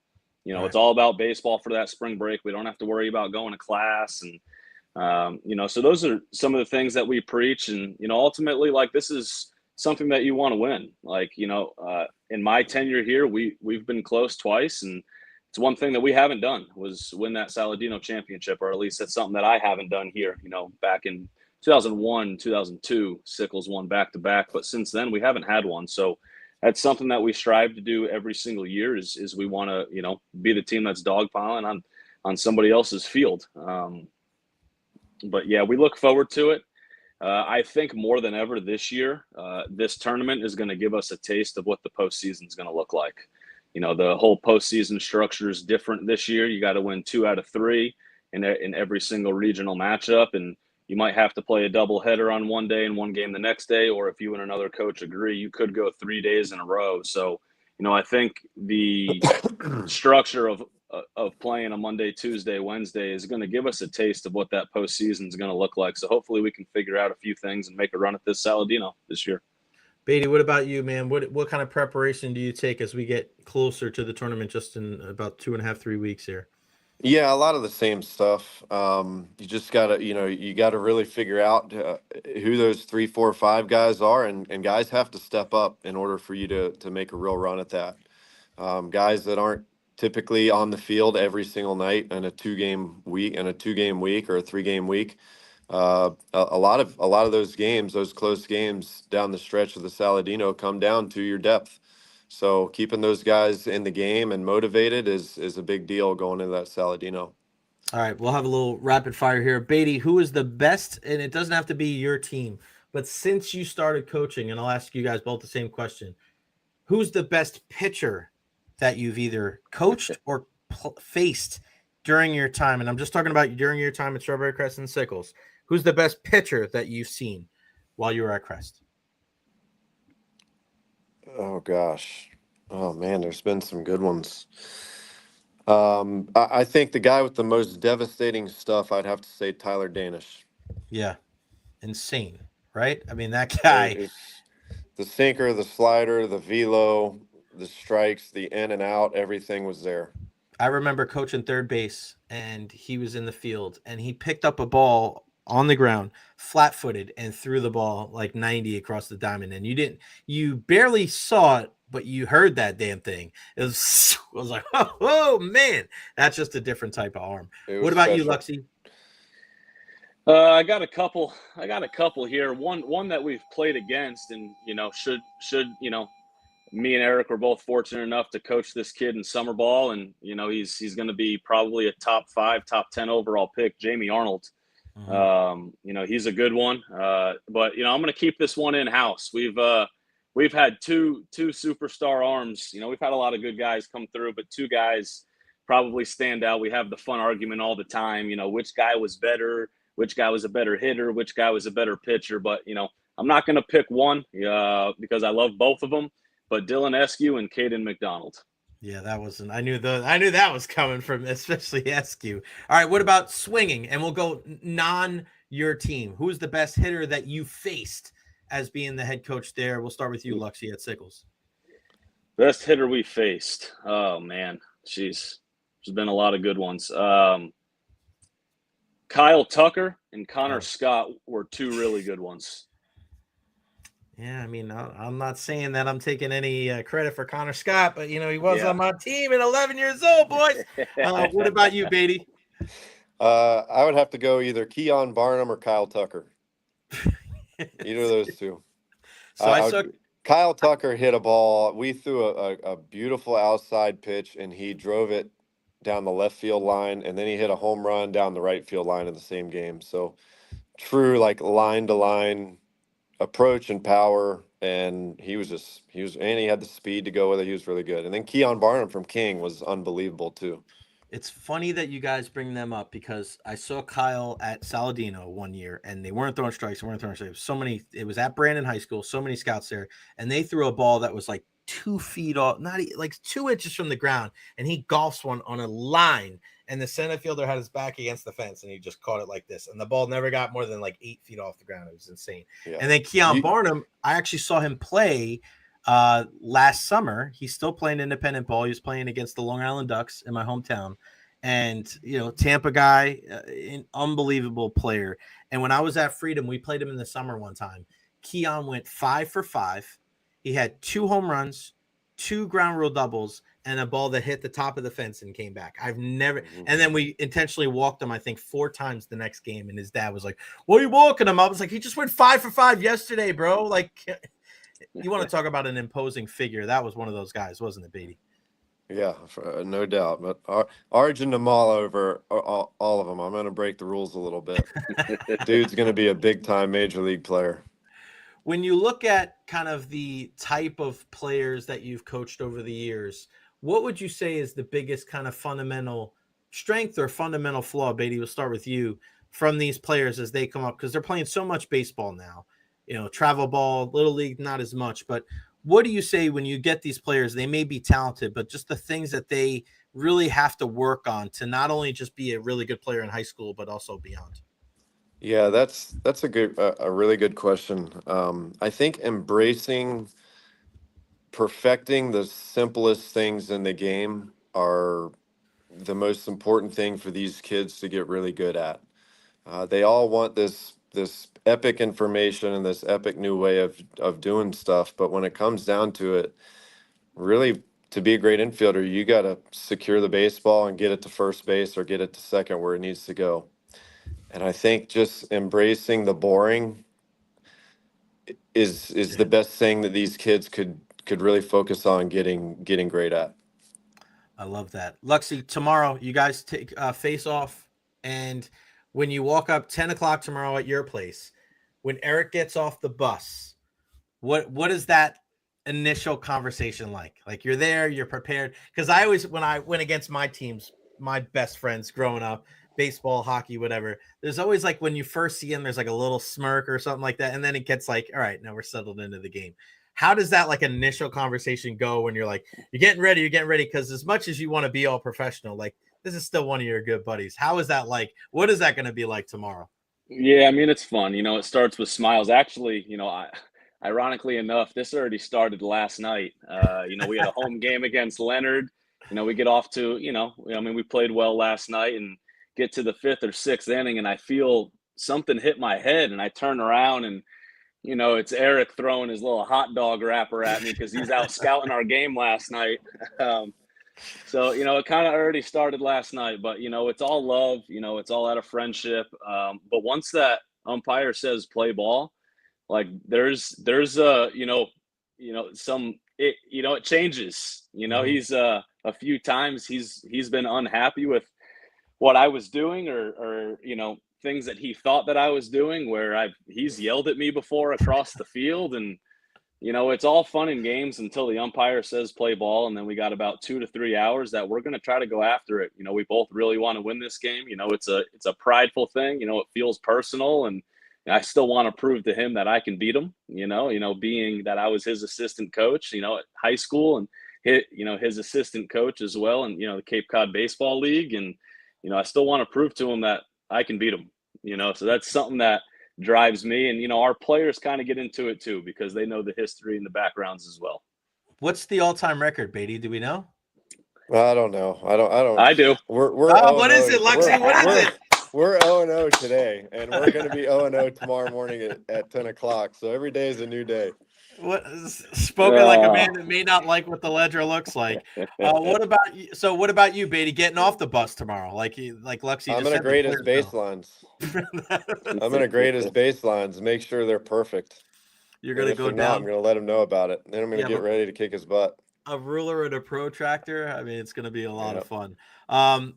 You guys are two of the not just greatest coaches here in the Tampa Bay area, but greatest leaders of young men. I'm so happy to know you both and to call you friends. And, our relationships supersede the baseball field. But just to know, as somebody that was in coaching for a long time before I ever got into radio, how important it is to be able to have the right people leading these young men, not just on the field, but also off the field in school, and how they treat, women, and how they treat families, and how they treat school, and how they are. Thank you on behalf of everybody in the Tampa Bay area, because you make us all proud. And it's fun. It's fun to see you guys do what you do. And there's no, secret sauce and secret recipe to why you guys are both successful on pretty much the opposite sides of Tampa Bay, because your morals and your values and your ethics are the same. And it's no surprise that you guys coach together. It's no surprise that I think the world works in mysterious ways. And it's kind of weird to know that, as long as I've known both of you, that you didn't know each other before Sammy made that connection. But I truly think that there's forces in this world that bring people of like-mindedness together. And the world is a better place, and Tampa is a better baseball city because you guys do what you do. So Eric, Luksis, Sickles, Eric, Beattie, Strawberry, Crest, best of luck. I wish I could be there. I'm working for USF tomorrow. I was pissed. I was like, yes, I can work for USF tomorrow. But it's at Sickles, right? So wait, the game for USF. You know what? I might be there. I might be there for a little while because I don't live too far from Sickles. You know what? I'll be there. I'll be there for a little while tomorrow before I go to USF. I won't miss that, even if it's just for a couple innings. But best of luck tomorrow, fellas. Thank you so much for everything, and best of luck the rest of the season. We'll talk soon. Thanks for having us. You got it, buddy. Good stuff there, Luxie and Beattie. That's what it's all about, man. That is what it is all about. Two guys, friends, colleagues, competitors, and good friends of mine as well. And just to be able to call those guys friends, very special. And to know that they're consistently putting out good products and affecting guys in a positive way. It's just, unfortunately, it's not always like that. It's not. Right? Everybody's, not everybody, but there's like people out there that they don't care how it comes across. They don't really care about the development of the student athlete. that's the most important thing, because the majority of these kids are not going to be playing at the next level. They're not going to be playing professional baseball. But when you look back and you say, hey, the job that I did with those kids really helped them be a better human being and set them up for life, because that's the great thing about baseball. It's an analogy to life. It's failure. It's having to communicate. It's having to work through your issues and work around a bunch of people that you may not have a lot in common with, but you find a way. You find a way to battle through the failures, through the trials and tribulations, battling through the obstacles. And it's really great. It really is. And that's why I said this before I brought the guys on. Baseball is just completely different than any other sport when it comes to finding a way to kind of dig out of a hole and to be able to flourish. There's nothing like that. I had opportunities to go play college baseball. I had some D2 offers, some JUCO offers, but for me, I knew my heart was in broadcasting. I wanted to do that. But also there was something inside that I just knew that relationship that I had with my teammates was something that I was never going to have with everybody else.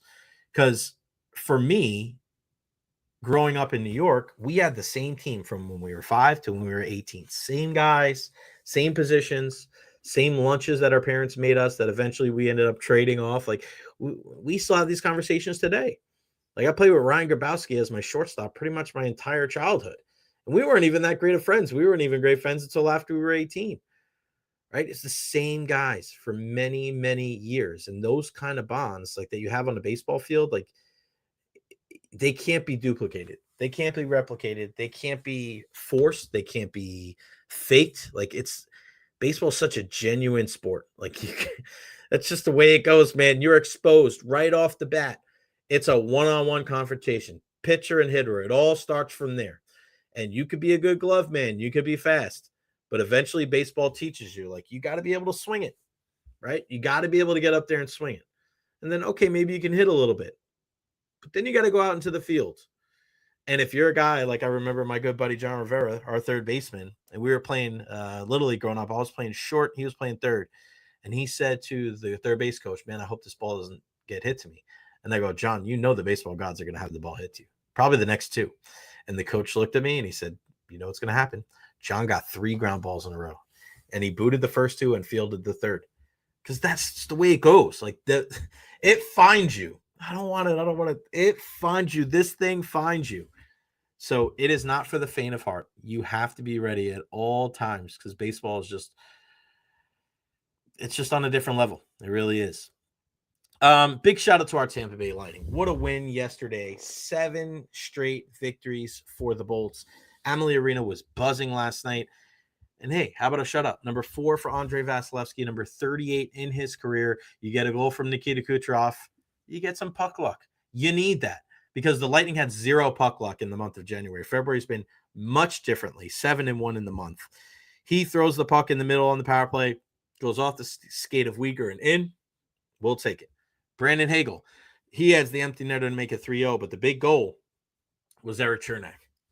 Hagel makes a great play, finds Chernak coming through the middle of the ice, and he fires a shot on Dustin Wolf, who I know when you look at the numbers, you're like, all right, you know, he made 20, I think it was 20 saves. That kid's good.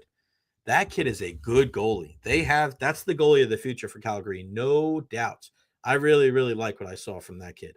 So for Chernak to be able to beat him and to be able to have that wherewithal, like, hey, I was going to go 5-hole, but I saw him shading towards one side, so I wanted to go back, you know, towards the blocker. You're getting contributions from everybody for the Bolts. 2 of the best players on the ice last night were Mikey Eyssimont and Zemgus Girgensons. Zemgus Girgensons, who has 1 goal in 58 games now. It reminds me of that year that Yanni Gord had, and I want to say it was 2019 or 2020, but there was 1 year where Yanni Gord was getting so many opportunities, but he could not score at all. No matter what he did, he could not find the back of the net, but he kept pushing, and eventually helped the Tampa Bay Lightning win 2 Stanley Cups. I feel that same thing about Zemgus Girgensons. He's big, he's strong, he's fast. He's been playing with the second line, he's playing with the third line. Again, the first 7 minutes of the game last night, nobody on either team played more than Zemgus Girgensons. You don't get those opportunities if you're not busting your ass, and it's just a matter of time. A couple of games ago, he hit 2 posts. He had another great opportunity last night. Deflection in front of the net. I like what that guy's all about. And Mikey Eyssimont, skating, physical. Don't tell me that these guys don't hear the outside noise. Don't tell me that these guys are out there wondering, are they trying to find a replacement for me? Are they trying to go out there and get a guy that they can bring in that's going to take my spot? That's definitely happening. Definitely happening. Jay, did you play semi-pro football? No. My extension of football is I played flag football in college as a freshman, and I always played quarterback like growing up with my friends because, I had a decent arm playing baseball and things like that, and I was pretty accurate. Played flag football as a freshman. It was freshman and sophomore, and we had this guy named like Cole Parker, and he looked just like Peyton Manning. He looked the part, blah, blah, blah. He just looked like a football player, looked like a quarterback, and they made him the starter. And I was safety and a wide receiver, but primarily safety because I played defense for hockey. He breaks his nose the first game, and it's only like an 8-week season, but he's out for 2 months. We won the next 7 games with me at quarterback. We were 7-1. And we go into the first round of the playoffs, and Cole Barkley, I think was his name. He comes back in, and they put him in at quarterback, and I was pissed, so pissed. And we were losing 21-7 with like 30 seconds left. They put me in. I threw a touchdown pass to make it 21-14, but by then it was too late. But it was like that was my extent of organized football. I also didn't play football. I was going to play when I was a kid, but I had a problem with when I was a youngster. I had convulsions and I had seizures when I was really young, before the age of 1. I had a ton of convulsions and ear infections, and that just led to me. Remember the rope that you had to climb to go all the way up to? I couldn't do that. And I remember going out for football when I was like 7 or 8, and they said that I couldn't play because they were worried about that. Now, why did a couple of years later I was allowed to play hockey? I don't know. And I ended up playing that for the next 8 years. But I wanted to play, no doubt. I love the physicality. And it was kind of funny because our football team was a lot of my best friends, and they would come to our hockey games in high school, and they would love it. They loved coming to our hockey games because of the physicality. And my friend would look at me and he goes, "Hey, I'm the linebacker. You're the defense. We kind of do the same thing." And I'm like, "Yeah, we kind of do the same thing." He's like, "You got to like do all these different things and block shots. And it's a pretty physical game." I go, "Yeah, it's physical." He's like, "I love this shit." I'm like, "Yeah, man, it's the best sport there is." So it was a great back and forth. My buddy Runt, unfortunately, he's in prison right now. So my fingers crossed that he's doing the best he can to get out of there and make himself, better moving forward. We do have some breaking news here. The Rams and Matthew Stafford agree to a deal. Restructured deal keeps him in LA and quashes any and all trade speculation. And Diana Rossini are saying that the New York Giants are now turning their attention to Aaron Rodgers. Wow. Ain't that something? Let's talk all things football. Let's bring in our good guy, Jon Ledyard. You want to talk about a guy that knows ball? He's one of them. What's going on, brother? How are you? I'm doing well, man. Thanks for having me. I really appreciate it. I know you're a busy man, so thank you so much for making some time. What do you make of that? Stafford staying with the Rams? I thought it was kind of a weird marriage with the Giants if that was going to happen. It's not like they're a veteran quarterback away. And now Aaron Rodgers possibly not moving at all because they play in the same stadium, going from the Jets and the Giants. So what do you make of those two veteran quarterbacks and their presence and futures? Well, the Stafford thing makes complete sense. And I think the speculation kind of got out of hand with him, where I understand that they let him look around, but I just think it was really, if you look around the league, it was really unlikely that there was going to be, it would have had to have been like some unpredictable move where a team that has a quarterback decides we're going to, chuck this guy or trade him or something like that and go after Stafford instead. Like that, it would have had to been a pivot like that, I think, that would have been made sense for Stafford to leave, because the top available options, I mean, just from wanting to not wanting to move across the country, I think that was a big part of this. So already you limit your pool. The Raiders are maybe interesting a little bit, but they're not necessarily close. You probably got another year or two here to finish this thing out strong. It just never made any sense for it to be anywhere other than the Rams, really, unless something crazy emerged. So that one makes complete sense to me. I think that's always the direction it was likely to go in, even if some of the reporting and some of the messaging maybe got ahead of it in another direction.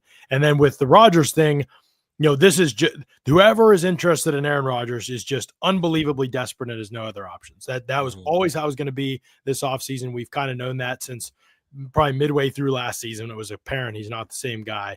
The Giants certainly fit that bill, right? Their coach and their GM are both going to get fired if they don't have a dramatic turnaround this season. They probably have no other option at this position to really get better this offseason. So bring in a guy like Rodgers and try to make it work.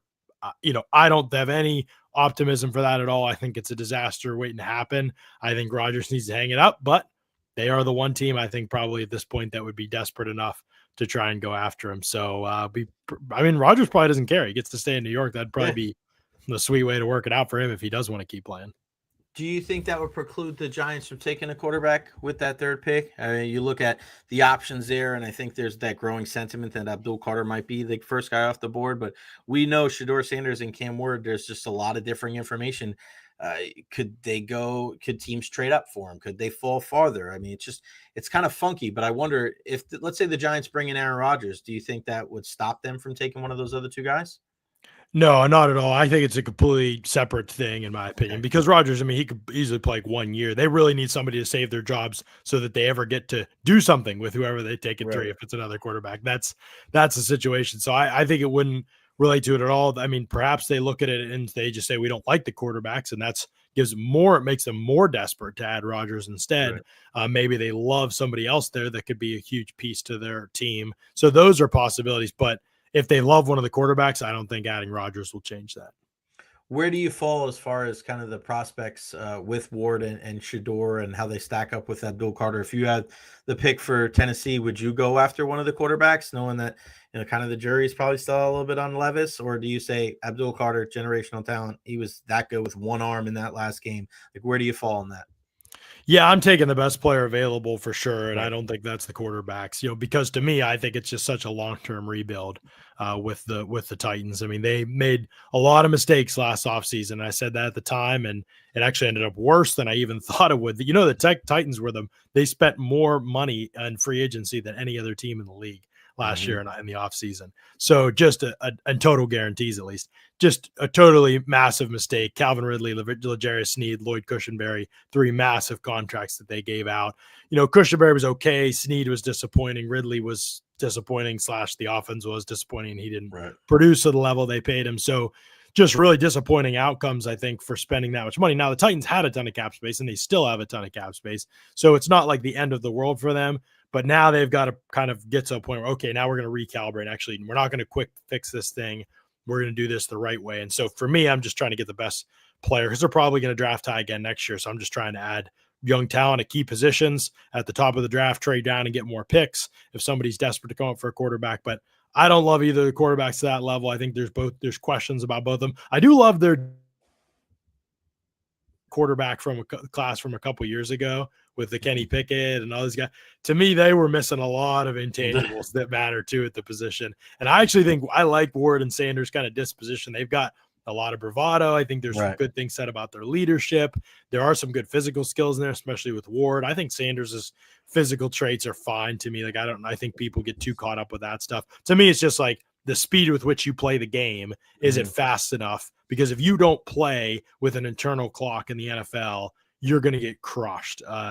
Sanders just has a very relaxed state in the pocket, which is fine in college, but in the NFL, you will just get killed if you try to play the way. He'll be like the 7 sacks in a game guy who also has like 3 or 4 really nice plays, and it's just a really hard way to sustain. And then with Ward, I think there's accuracy stuff that at times scares me a little bit, and I don't think he's on the level like Trey Lance in terms of that stuff, where that was a really scary part of Lance's evaluation. Some would say Anthony Richardson. I don't think he probably has quite the upside of those guys, nor is he quite as undeveloped as a player now because he's played a lot more. But I do think that there's some rough edges with him that will likely need to be ironed out too. Yeah, that's kind of – I love what you said about Shedeur there because I saw Dan Orlovsky say something yesterday of how bad the offensive line was for Colorado. So you look at what you just said do you look at it on one side and go, wow, man, even with the bullets flying, he was so calm and cool and under pressure, right? Or do you look at it as like, yeah, but you got to have some kind of internal clock where it's like, all right, I got to get the hell out of here. I got to move outside the pocket and be able to make a throw off platform. So, yeah, I'm with you. I cannot wait. Who do you think's that 3rd or 4th quarterback? I mean, I know some people love Jackson Dart and they look at some of these other guys, but do you think if those guys will go in the first round, but do you think any other quarterback sneaks into the first? Yeah, I mean, it sounds like Dart's going to be in there. I actually haven't watched Dart yet myself personally. Like I've watched a little bit of Sanders and a little bit of Ward, and then I've seen some of the other guys. So I thought Will Howard really did play well down the stretch of the season. I think everybody kind of acknowledges that, but I think it was really impressive. It wasn't like the rest of the team just carried him to that championship. I think he really played well. So I'm intrigued by him. I'd say as like a mid-round option, which is where it seems like sort of he's out on the radar right now.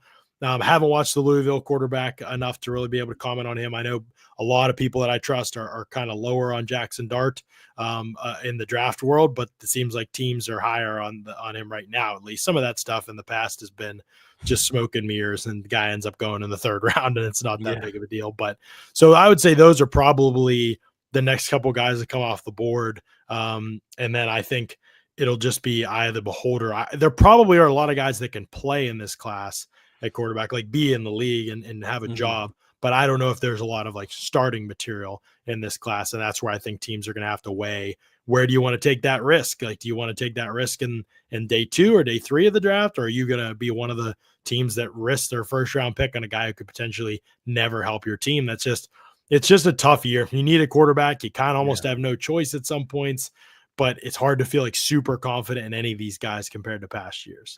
John, I want to ask you about the Bucs in a second, but I want to ask you about the Steelers. There's pieces there, defensively, obviously have a coach like Mike Tomlin, one of, if not the most respected coach in the league. But last year it was like Justin Fields and Russell Wilson. Everybody knows what happened there. How do they attack this position in 2025? Because I look at some of their draft classes, especially on the offensive side of the ball. I mean, there's just it's not like they're hitting home run after home run after home run there on the offensive side of the ball. And they do need that signal caller. They haven't found that long-term solution since Big Ben retired. So how do they attack it in 2025 and beyond? Yeah, I think the biggest thing with the Steelers is right now the outlook is bleak, and you have to kind of admit that because it's really hard to get better. Now they have cap space, they have a ton of it. We just dropped a podcast on this last night, but because looking at all the different ways they have space to improve in terms of spending, and they have options to potentially create more space too. If they extend TJ Watt, that actually creates a lot more space for this year. They could trade TJ Watt. They're not going to do that, but that should be more of an option than is actually discussed out there. It's not going to be because the Steelers don't think that way. And that brings us to kind of where we're at, is like there is just a lack of realistic outlook from Pittsburgh that inhibits their ability to actually get better and progress as a franchise. They believe truly somehow that they can compete in the AFC for a title of the conference. And it's just, they can't, and they're not there as a team. And until quarterback and offensive coordinator are better, they won't be. Those are, in my opinion, the two most important parts when it comes to on-field performance. Two most important parts of on-field performance are your quarterback and your offensive coordinator / play caller. If that's your head coach, then your head coach. But to me, that matters more than anything else because that's what drives winning in football is the people that put those groups over the top. And so I think that's just keep getting that part wrong. They keep getting it wrong they got it wrong with Matt Canada and with Kenny Pickett. They got it wrong with Mitch Trubisky. They got it wrong with it. They continue to since Ben. And I thought last year they got to in Russell Wilson and Justin Fields. It was better, but again, it wasn't good enough. The quarterback play wasn't good enough. And the bench and Fields, the end of the year, they're sick of Wilson. He's definitely not their preference.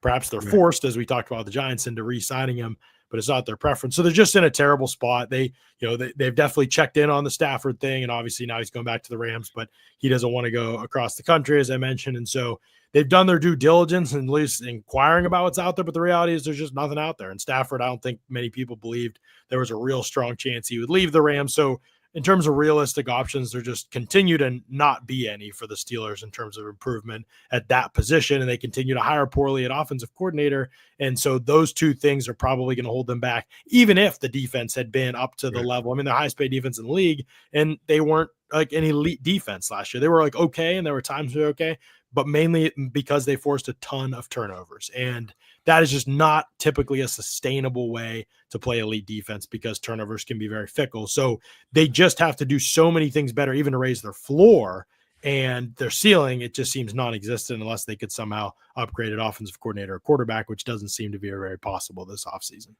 John, if you put your Buccaneers GM hat on, how would you attack improving this defense? And whether it's through via free agency, the trade market, or the number 19 overall pick, how do you start going about getting this defense to a level where you can kind of match what's going on the offensive side of the ball, and you can get this team from being not just a division winner, but a Super Bowl contender?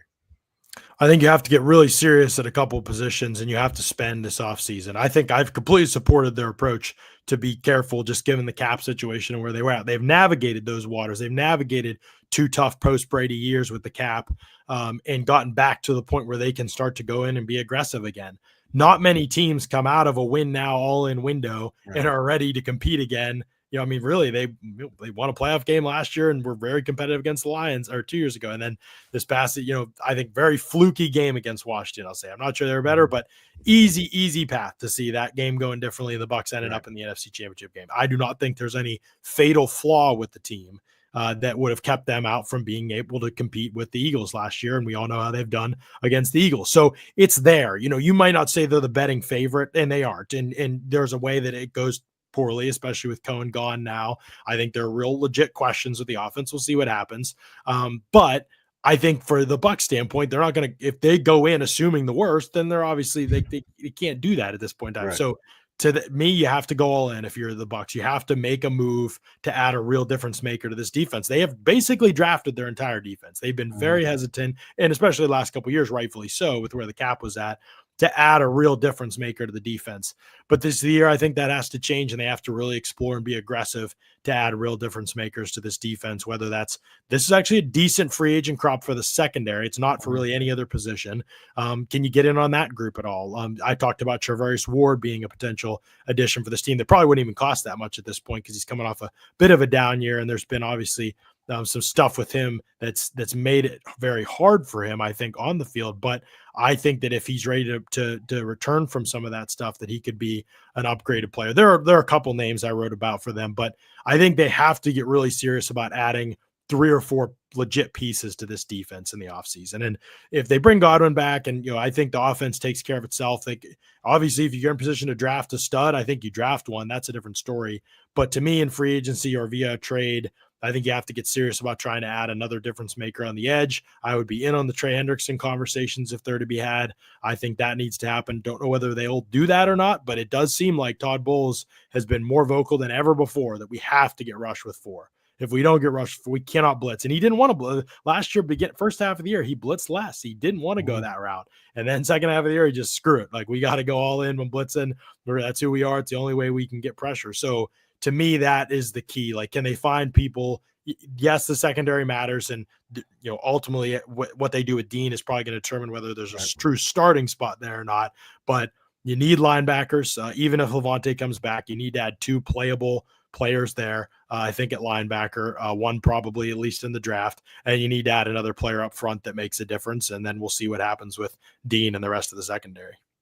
John, you're one of those people that when you were here, you made such a profound impact that people still say, man, Jon Ledyard, we miss him, man. You missed the job you're doing with Pewter Report. And man, every time I see you, you're working with somebody else, and somebody, Carmen, and doing stuff with our guy, Tampa Bay Trevor Sickman. Let everybody know, obviously Ledyard NFL Draft on Twitter/X, but just let everybody know what you have going on. Cause this is a legit question that I've been asked. Like, hey, you talked to Jon Ledyard? I'm like, yeah, man, we keep in touch, man. Yeah. And, cause I remember you and I think we had you on the air on DAE, like your last time being on air before you guys moved, and there was a lot of people, man, and it's cool to say that we're friends, and to like, you made an impact, man, and that's really, really cool. And I hope that that resonates with you and your family, that even though you're not here in the Tampa Bay area, people like still care about your wherewithal, and they trust your opinion on things. So let everybody know how they can find you, where they can hear you, because I know it makes them a whole heck of a lot smarter when it comes to football.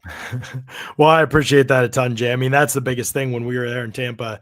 Everybody in the media market, the fan base, everybody, like, open arms, so welcoming. I wasn't a Tampa Bay native or anything like that.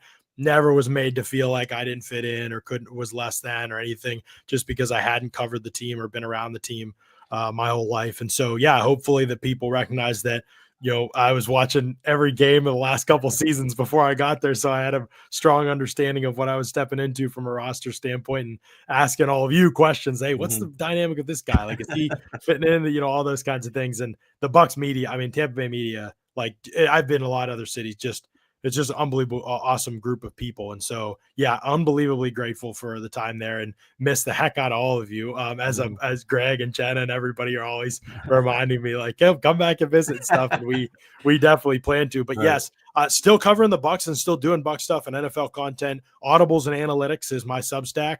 It's like $5 a month or $50 for the year to subscribe. So I try to keep the price down as much as I can.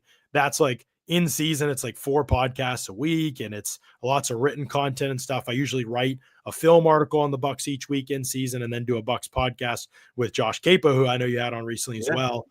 So I would say, like, those are the big Bucs things. And then in draft season, like right now, doing scouting reports consistently, and then Ollie Connolly and I are recording a couple times a week, talking prospects pretty in depth. We do about 3 to 4 hours a week on prospects. It might be a little too much, but that's how it rolls when we talk about football. So we're just scouting a bunch and doing that, and it's all kind of just in addition to my full-time job, which has a lot of flexibility in the non-summer months, but in the summer I'm pretty locked in. But if people want to subscribe, Audibles and Analytics is the Substack platform that they can subscribe at, and they can check out and get access to all of that work just for the $5 a month, or for the $50 a year. You get the draft stuff, the Steelers stuff, the Bucs stuff, and then the general NFL podcast that Ollie and I do twice a week in season as well.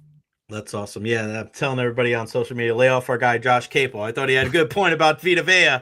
And that was funny, wasn't it? Nobody listened to the video, and I was like, that's wow, I had to stop him. I was like, wait a second. I was like, are you saying this? And people are like, oh, they're saying the Bucs are moving on from Vita Vea. I'm like, no. He's in 2 years. 2 years. Jeez. And they don't get healthier when you're that heavy and you're post 30. Yeah, this is what it is. I mean, 32-year-old nose tackles are not a hot commodity in the NFL. So if he's back after the next 2 years, I think it would be because the price is really low. But I think, Josh is right, and they'll think about that in this draft, but earnestly in next draft. I mean, if there's a great player available and this is a really good nose tackle group, it could be in this draft, but I think definitely by next one they'll be looking pretty heavily at that position. No doubt. Twitter/X Ledyard NFL Draft, JonLedyard.substacks.com. All the information there. John, appreciate you, my friend. Thank you so much for making some time for us today. Have a great weekend. Talk soon. Absolutely, Jay. Thanks for having me. Always appreciate it. You got it, pal. Good stuff there, man. He is all over it, buddy. Jon Ledyard is no joke. Okay. I'll send it. Hold on, Coach. I got you. Got Jonathan Coachman coming up here. Boom. Sending that over. For some reason, he couldn't cut and paste, so I'm taking care of it now. But wow, how great was that?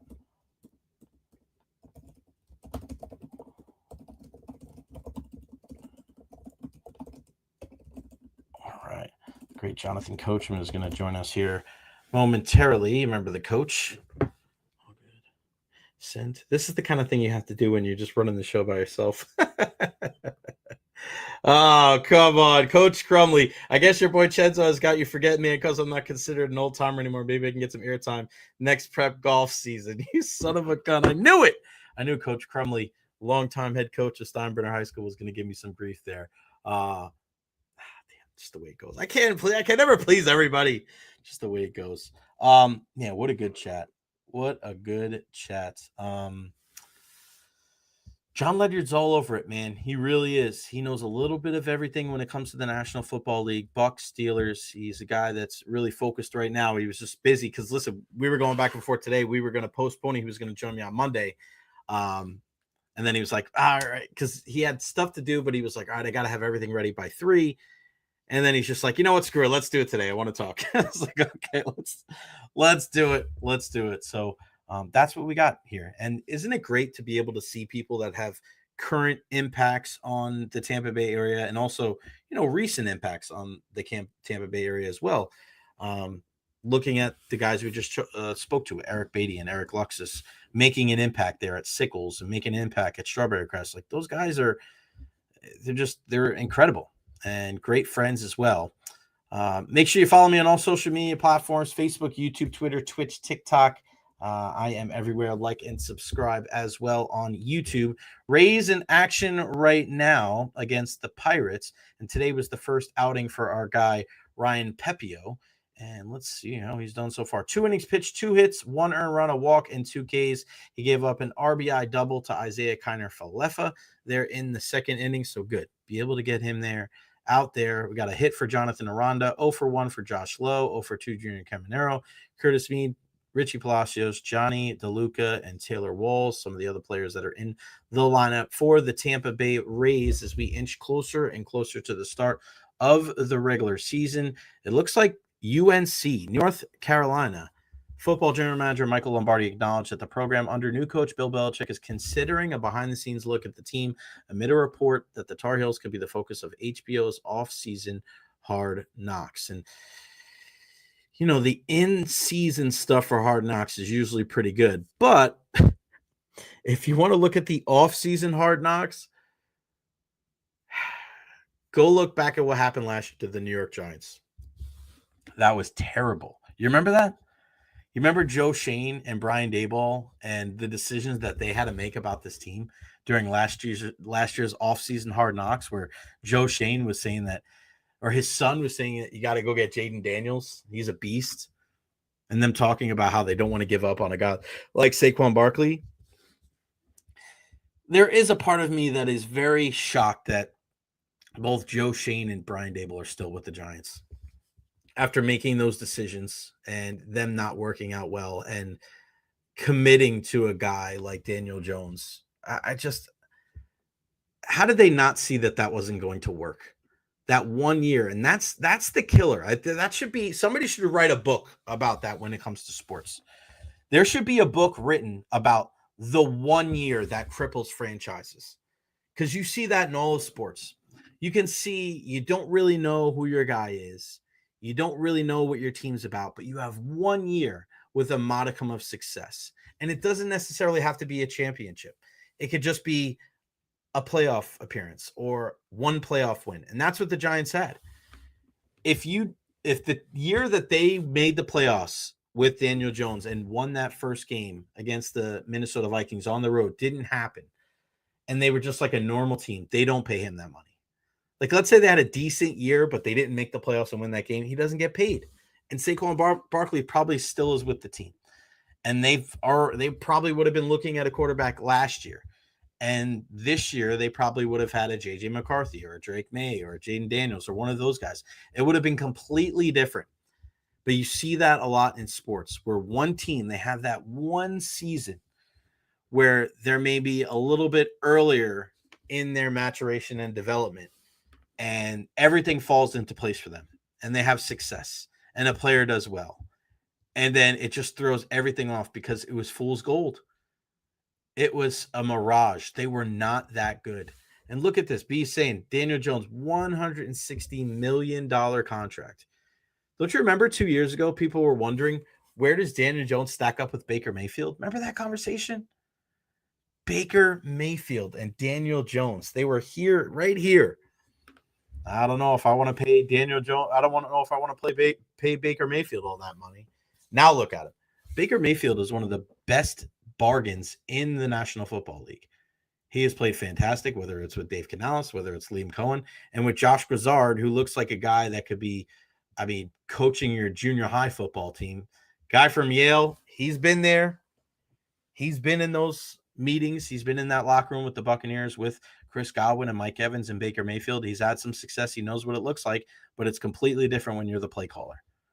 But you have to have faith in a guy like Todd Bowles. Listen, you can not like Todd Bowles for a multitude of reasons. You could think that there's another option out there. But one thing that Todd Bowles has proven is that when he has brought in an offensive coordinator, it's worked out, and it's gotten better every single time.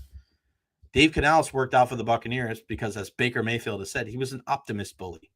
For a guy like Baker Mayfield, who's had so many questions leading up into that, right? Getting drafted number 1 overall by the Cleveland Browns, kind of falling out of favor with them, playing through injury. He needed a guy like Dave Canales. Did he have his shortcomings? 100%. But you love the transparency, especially after what we heard from Byron Leftwich, who would almost be insulting of the local media, even though his team could not rush the football. Yeah, it's better than the numbers. Listen, the numbers are the numbers. You're 32nd in the league in rushing. You and I can disagree till the cows come home of why that's the case. But at the end of the day, you're not able to rush the football. You're not able to tote the rock on the ground. And Dave Canales came in a fresh face, a fresh voice, a nice guy, a lot more transparent. But at the end of the day, it's about the results. And in week 18, when Dave Canales is sitting there telling us, yeah, I don't really know what our identity is as a team. Like, if you're a playoff team, you really don't want to hear that from your offensive coordinator in week 18. So now you take bits of him and then you bring in Liam Cohen, who had the experience with Baker Mayfield, obviously from the Sean McVay coaching tree, and enabled this offense to be able to flourish even through injury. You lose Chris Godwin, you lose Mike Evans. Obviously, we know Mike came back, but this is a team that went on the road after losing Mike and Chris and took the Kansas City Chiefs to overtime, right? Like, that doesn't happen by accident. So who does we always talk about the blame, but who gets some of the credit for that? I think it goes to Todd Bowles and his ability to make decisions that, fly under the radar sometime. All right, let's bring him in. Super honored and privileged to be able to have him on the program. The CEO of BTT Studios, the one and only, the coach, Jonathan Coachman, on the program. What's going on, buddy? How are you? Jay, I'm great, man. How are you, brother? I am fantastic. We'll talk about the good stuff in a bit, the WWE, big wrestling fan here. But yeah, let's talk about your Chiefs, man. I mean, Kelce coming back. I know you got to feel good about that. Unfinished business. I think sometimes it gets a little hairy and murky, and we make it out to be too big of a deal of like, oh, these guys really, they want to come. Like, he really does. Like, he does not want to go out like that. And that's got to make you feel good as a KC supporter. I guess it does. But here's the thing, because I was very, very vocal, Jay, on my own shows last year, because I used to travel a lot in my career. I mean, a lot, every single week. And the one thing that got most difficult to do was to work out. So I said last year, he went to Vegas 6 times. After they won the Super Bowl, he went to Australia, Europe multiple times, and then to Asia a couple of times, all in a 5-month period. Did you think he was in as good of shape as he could have been throughout the season? I say no. And I'm the biggest Chiefs fan out there. If he wants to be serious about playing, like he just said to Pat McAfee, whoever else, he's got to be serious about his fitness. And you can't be globetrotting all over the place, Jay. And this is a real issue. I had people on my own show say, Coach, you're making too much of it. Are we really? His stats were so far down last year. Mm-hmm. And you can't tell me it was just because they were double teaming him every single game. He's not as fast as he used to be. Some of that is father time. But do I want him to come back? 100%. He's a great leader. He's a great champion. And I just hope he says, all right, if this is the way I'm going to go out, give it everything I have. That's what I hope. Yeah, it's the fine details, right? So, I mean, you look at that 100%. First game against Houston in the playoffs, and you're like, it's still there, right? But then you look at the next 2 games, you're like, and sometimes it may just be one drop. And I really, as a neutral, as a kid that grew up a Giants fan, so sure as hell wasn't cheering for the Eagles in that game. It just, you look at early on in that game, and sometimes it goes haywire later on like it did. But maybe if he is able to make one of those difficult catches, right? You just never know. Mm-hmm. Maybe DeAndre catches that ball. Maybe Patrick doesn't have, he completes one of those 2 passes and he doesn't have happy feet and he doesn't try to evade the pocket. No question. Philadelphia probably wins anyway. But Coach, things happen early on in the game where if that's where the attention to detail comes into play. It changes everything. It changes everything. And people who don't do this like you and I do it every single day is they don't understand how that can severely affect the game. If you score first, now all of a sudden you're not playing from behind the entire game, or you don't have that momentum. Sometimes, not always, but you're absolutely right. I just want them to realize that they can't just sail in to a Super Bowl. And I really think they got a little fat and happy. And what I mean by that is they got to a situation, they're like, hey, we make it here every single year. But now they're the ones that are looked at like, man, you weren't ready against the Bucs a few years ago. Mm-hmm. And I felt like the Eagles used the same exact game plan that the Bucs did, and it worked. Just bring everybody, don't give Pat Mahomes time. So now it's on Andy Reid. How do we figure that out? And that's the beauty of being an NFL fan. And I would rather be in the Super Bowl and lose, buddy, than not have the chance at all. I really would. You're in the discussion. And listen, there's other teams, especially in the AFC, they're probably licking their chops like, man, maybe they're preying on the Chiefs' downfall. But there's no guarantee. There's no guarantee that, wow, they lost this year. That means that next year it's going to be Lamar, it's going to be Burrow, it's going to be Josh Allen. There's no guarantee because it's no guarantees. More than just Patrick Mahomes and Travis Kelce. It's Andy Reid and a guy that I love, Steve Spagnuolo, who I think one day, maybe whether it's modern day or veterans committee, I mean, he's going to be up there, one of the best assistant coaches of all time. I mean, you beat the undefeated Patriots with Tom Brady, and then you win these championships with the Kansas City Chiefs.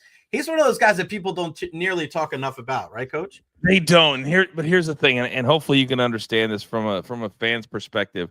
For my first 30 some odd years, the closest thing I had to a championship was working with Lenny Dawson, the only quarterback that ever won a title for us when I was in local TV for a heartbeat before my WWE days. And I thought that was all we were going to get. I really, really did.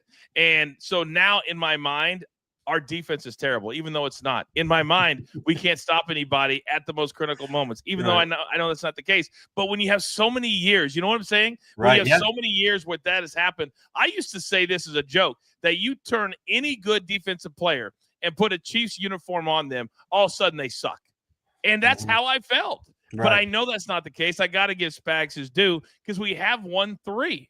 And we've gone to several more. And I think sometimes when you go to so many, whether it's the Patriots or the Chiefs now, or back in the day when Buffalo went and could never win, there is this way of thinking that this happens every year. This is special, man. This run, whether they win all of them or lose, this is special. And that's the one thing I had to tell myself when I was talking to my kids who were devastated that we didn't win. And I had a box show up this morning. I kid you not. I had a box show up of Super Bowl gear from one of my guys who went to the Super Bowl, and it was like a gut punch this morning going, damn, it's a nice sweatshirt. Yeah. For my kids. I know. But man, I'm ready to move on. I'm ready to start looking forward to next year, but that's part of it, man. And the recap is always the fun part for all of us.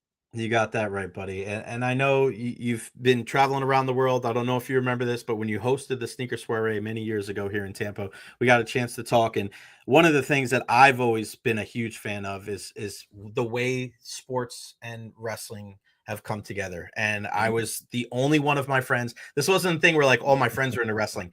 I made the choice very, very young. I ate my freaking vitamins and said my prayers because Terry Bollea said it, damn it. My dad wasn't into wrestling. My siblings weren't into wrestling. It was like my passion. I mean, you look at what I'm wearing, right? I mean, my guy here, Papa Shango, wow. I love him. I mean, I'm an OG. I mean, I'll be 40 in 2 months. I've been a wrestling fan for 4 decades. And one thing that you and I spoke about that night was the effort that you put in to try to get ESPN involved with WrestleMania and just wrestling as a whole. What is that like to be able to see? And listen, the fans that I talk to and the people I know, they don't forget that, Coach. They don't, because they know the effort. And you were very vocal about it. Like, you're telling, this is an event. This isn't just wrestling. This is an event. People go here. There's eyeballs here. To see it now, to see how, especially a guy like Pat McAfee involved, do you feel like you were on? Did you see? Is this kind of what you thought it was going to be?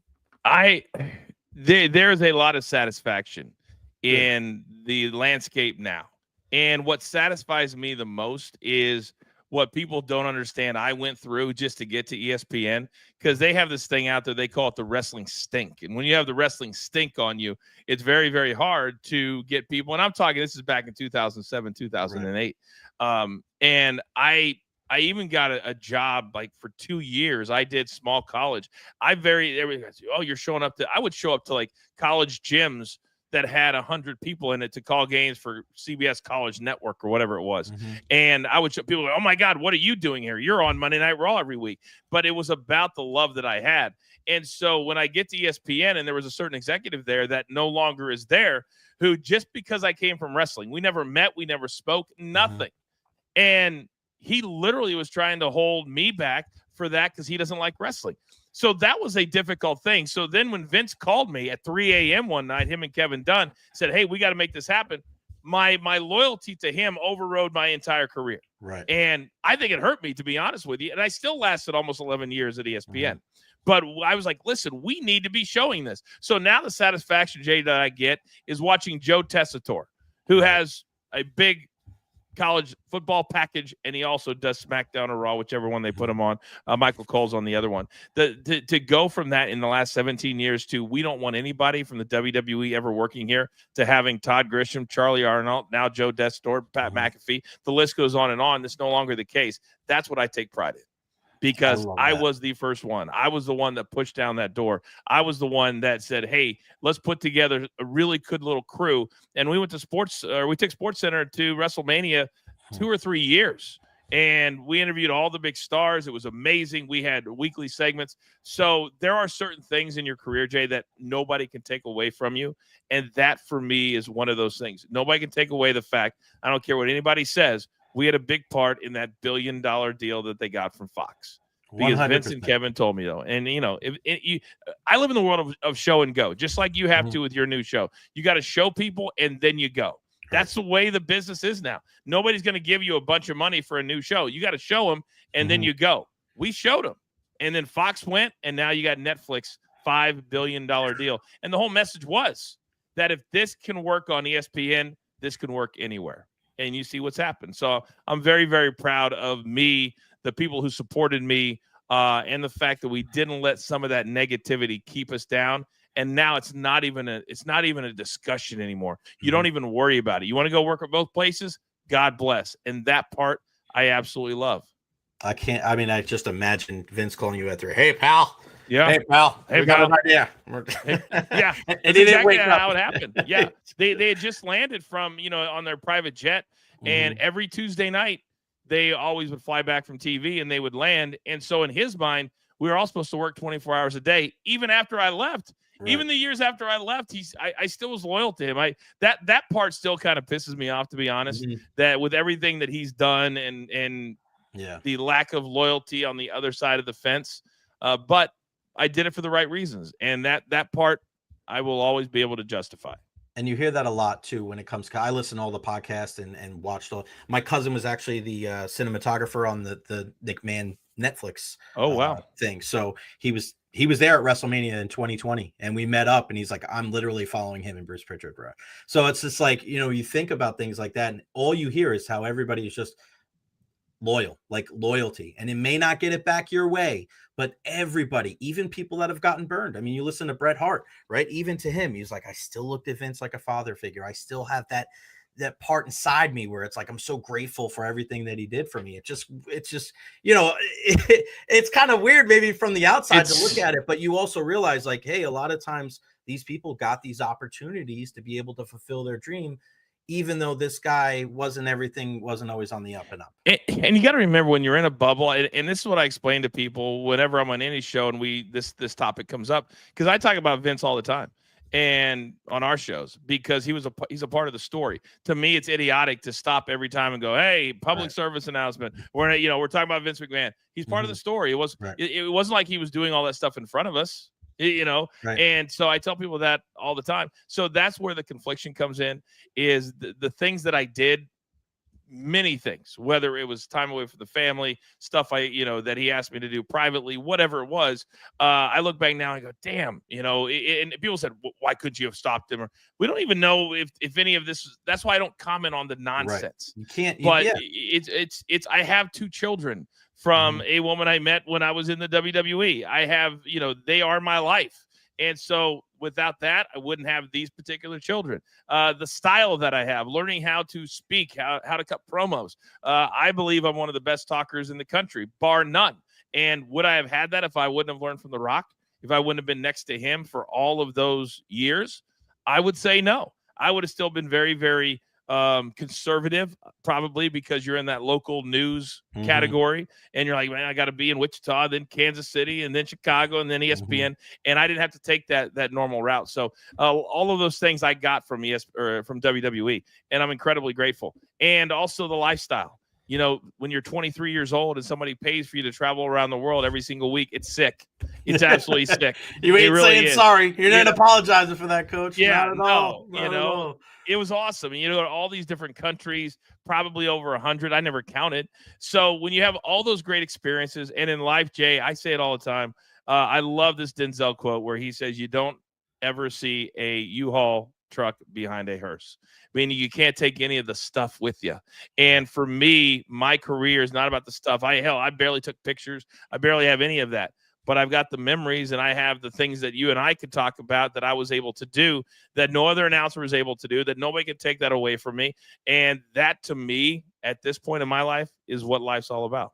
I want to break down Elimination Chamber before I let you go, Yep. but I got to ask you about a guy that, I know you just brought him up, but I was a kid that I grew up, and at 10:57, right before Raw went off the air, If You Smell would ring out, and I would stand up on a chair and I would throw the arm up, and my mom would bust in it, get your ass to bed. But I was here, I was, on the turnbuckle. I was a Rock guy over Stone Cold. I saw him at South Shore Mall, Long Island. I yelled his name. He put his hand up. You remember things like wrestling does that, man. It's in here. Yeah. It ain't going nowhere. When people say I was a fan when it was Rock and Stone Cold, I'd rather you not tell me you watched it. I'd rather you tell me you never watched it ever, because I went through the days. I watched you and Eugene. You know what I mean? Like, I watched it all, man. Yeah. Tell me, what's the number one thing that people bring up about your wrestling career? Is it the Charleston? Is it the stuff with The Rock and just the impact that he had, not just on that career, but also moving into today, like you just articulated? Yeah, it's always The Rock stuff, whether it's the things he made fun of me for, whether it's the Charleston, whether it's we had several that were kind of classic. We had one where in The Rock, many people don't know this, but The Rock was one of the few, if not the only superstar that was able to do his stuff live on a SmackDown taping night, which was always Tuesdays. Everybody else, you would tape it early, and they would feed in crowd noise, which always sounded fake to me. And I said, how do they not know this? But it wasn't my department. And so we would always get to do Rock stuff right outside, so you could hear the crowd and do the if like all that. So we had one night where I'm holding the microphone, and he's supposed to rip it out of my hand and then kind of push me off the screen. And so he grabs the top of the microphone, pulls it. I still have the other end in my hand. So those two things need to be together in order for them to work. And so he literally, this is how comfortable he was at that point, because a lot of people would have panicked. They would have got excited, or they would have done what he did, because he knew that everything was taped. He knew that we could fix it in post. When you're on Monday Night Raw, it is what it is. So he does not even miss a beat. He very calmly reaches over, grabs that in the microphone, and it's got 3 prongs, puts it right back together, goes. Now, as The Rock was saying, and he continues on. And so it was either, and they kept that in, right? They kept that in. Ended up keeping that in because it was so good. Yeah, they kept that in.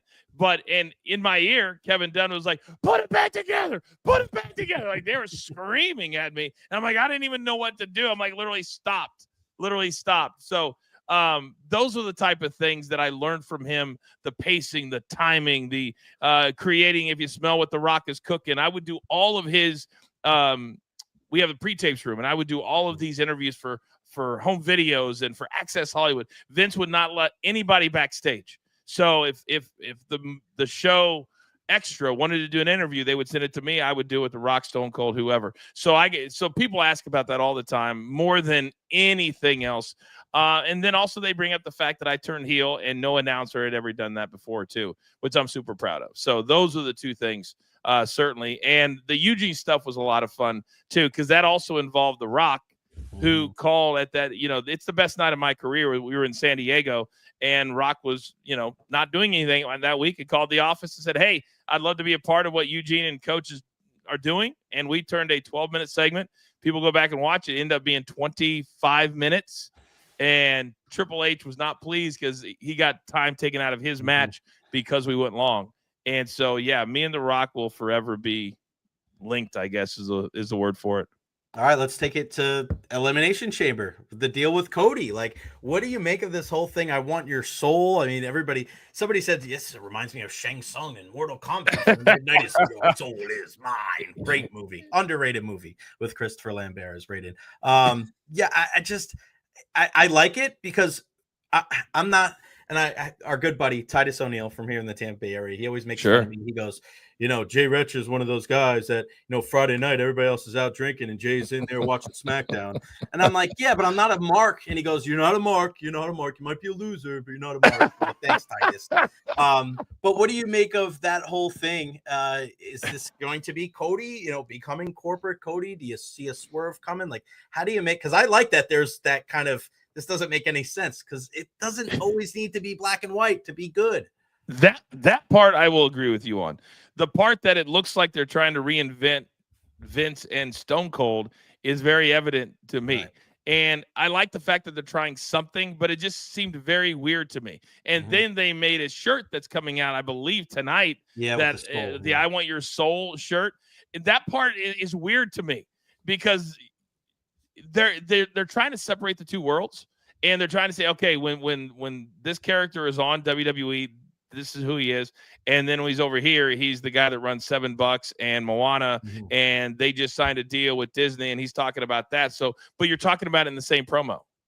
So either you can't do that, can you? You can't do that. It's one thing to pull the curtain back, and I get that, and I love the LFG thing they're doing with the Undertaker, and we know how hesitant he was for many years to give people that insight, right? To let people know what kayfabe is. But I'm with you. They're kind of like, you're serving two masters when you do things like that, and then you end up serving zero because you don't need to insult our intelligence and let us know like what everything is. But we're here because we love it and we want to suspend reality. So you think they are, and I do believe they're kind of working against each other, maybe. There's no question. And did you notice last week on the A&E show with the Undertaker, one of the first things he said was, I never in my entire career was out of character as the Undertaker, even in airports. Now, you don't have to go that extreme because we understand it's a show, but to blatantly tell people when The Rock beats the crap out of Cody by his bus several months ago, and now all of a sudden, hey, we're best friends. Cody, respect you, dog. Respect you. I'll make a mama joke, but we're still friends, right? I'm like, oh, what are we doing? What are we actually doing? And this is probably the first time in my entire life, as far as WWE is concerned, that I've questioned something that The Rock is doing. And I feel like it's a power play. You know, now he got 30 million, he got another 20-something million, and he's clearly the person running the show, but yet Triple H is writing the show. And make no mistake about it, Jay, I've been very vocal, and I'm not the first one to say it. Those two guys don't get along. They don't like each other, and it has not changed. And so when you've got somebody coming in part-time from the outside and he's running stuff, how do you think that sits with Triple H? And do you think it's any secret that his wife is now having a podcast and a series on ESPN Plus? No, he's trying to put his roots in that I have more stroke here than you do. And that, to me, could be a very, very, very slippery slope. So I'm not really here for it. And I don't disrespect your take on it, but it screams to me we need to find something for Cody to do. And we got to have a reason for Rock to show back up. So if you're going to be the final boss, show up as the final boss. I don't want to hear about Disney and all that because that screams soft to me. And I understand he's got this big career, but if you're going to be there, you got to be that guy. So I'm not looking forward to that stuff very much, but I am looking forward to the entire night. All right, give me men's and women's elimination. So the women, to me, they're really, really lacking in star power, and that's going to be the first match of the night. We know that. I still trying to figure out the whole Becky Lynch situation, but another vague interview on a podcast saying, I don't know what my future holds. After a month or a year and a half, Jay, we all move on. Like I find myself not caring about one of the biggest stars, if not the biggest star. So she's not going to be there. This has got to be, to me, this is where you use a surprise. Because there's no female on the roster right now that's going to move the needle outside of Liv. And they just gave Liv the tag team titles last week. Liv, to me, has moved right to the top. Rhea Ripley right now is driving me crazy with the voice and the promos, way too much. I would be working with a dialect coach for her. But to me, why not put it on Liv? Why not? She is somebody that can sell it. She'd be annoying as hell if she won it. So to me, they've got to work on their entire thing. But the men, I think this is a great way for them to get right with Drew McIntyre. They have been screwing him over for a year, but if they allow Drew to win, then what happens to CM Punk? He doesn't get his WrestleMania moment that he's always wanted. What about John Cena? At most global sportsbooks, Jay, he's like minus 2,000 to win this whole thing. The books feel like this is Cena's year. It'd be Cena against Cody. I think it's going to be Drew. I really, really do. You know what would shock the world? That would be absolutely amazing is of Logan Paul. God, I took the words right out of my mouth. That's so Give me amazing. some Logan Paul. What do you have to lose? Literally, what do you have to lose? This guy has the following. I would love to get my hands on him to teach him how to cut promos because he still seems a little bit stiff and right. But this guy has it all. So you could shock the world. just like they did at the Royal Rumble. 60-1, Jey Uso was to win it all. 60-1. So to me, this is a perfect time to shake it up. They're heading overseas for 4 weeks after this to placate John Cena and his movie schedule. So, and the bottom line is, and they won't admit to it because they love just to talk about all the money that they're making. They have a lot of issues right now moving forward, and they need to lean into the stuff that's going to sell tickets, because SmackDown wasn't even sold out last week. Right. And they advertised Rock, 2 days before, 3 days before, and you still don't get, they did sell over 1,000 tickets, but you know the issue they have. Right. And right now with WrestleMania, we're talking 2,000 for a ticket, 15,000 front row, 700 nosebleed. They're going to have a hard time selling out the 2 nights. And now they're going to make all these others. So they need to make nights like Elimination Chamber special. How do you do that, Jay? To me, you have a surprise winner at the end that Michael Cole can then go ballistic on. Because can you imagine Logan Paul and Cody at WrestleMania? That doesn't sound so bad to me. No, it doesn't. Let me give you I want to hear you poke holes into my theories here. Okay. I think that you need to bring Jade Cargill back. I think that's the star that you're looking for, because I think you need to really make that story mean something. Because why would you tie that into your hottest heel in Liv Morgan if it wasn't going to be a big deal, right?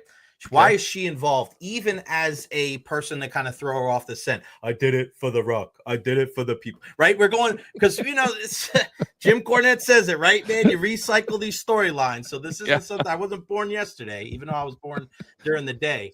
I think she comes back. Maybe she attacks somebody like Naomi. She goes in there and she confronts Bianca, saying, hey, you're the one that did this. You're the person that you really think she has these and this is a serious question.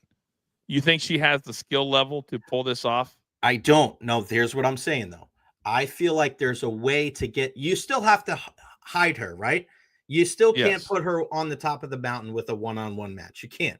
So how is she involved? Because the same thing you said about Logan Paul is there certain names that are going to be on the WrestleMania card because of the star power, because of the investment. Like Rey Mysterio is going to be in a match at WrestleMania, regardless of what anybody says, regardless of where he is on the card, because he's Rey. Same thing with Logan Paul. You're not going to not have him involved. And with Jade and that carrot dangling, what match is she going to be in at WrestleMania? It's going to be something with a tag match, but I just don't see that because you just got attacked. So it's going to be some kind of a but the attack. I love that we're having this discussion, because this is a really big topic in our universe that we despise, is they forget about that kind of stuff. We didn't hear about the attack for months. And then all of a sudden they have a pre-tape, and all of a sudden now it's Liv in the mix. And to me, Bianca's the one that's gotten screwed in this whole situation. Right. And to me, I'll just be honest with you, I'm not a Jade fan. I don't think she can cut promos. She looks amazing, and she got a big payday. But you watch what happens. Either they're going to drop her, or they're going to cut her money in half. Because, reportedly she got over $1 million a year. It's a lot. It's a lot when you're nothing more than a tag team, talent, because you can't cut a promo. Nothing she does is believable. She's just an amazing athlete. And so to me, I thought they were just going to completely drop this storyline altogether. That's what I thought they were going to do. So, but to me, if you have her run in on Saturday night, but it's inside the chamber, what do you do? How do you get her inside that chamber? Well, we saw it last year with Logan Paul. When people get taken out as they get eliminated, somebody comes in. So maybe. Okay. And on the men's side, so I know a lot of people after Royal Rumble were thinking, we're headed for a 3-way with Roman Reigns, Seth Rollins, and CM Punk. I don't think you need a belt. I don't think you need a 3-way. I think this is a standalone Seth Rollins and Roman Reigns grudge match. Rollins could say, you've never beaten me. We faced off at the Royal Rumble. It was a DQ and all that stuff. That's going to be standalone. I think CM Punk somehow finds a way to get into the championship match and I think it's going to be Cena and Cody. I hate to be kind of the white meat freaking follow in line with everything, but I think this is a perfect opportunity for a 3-way.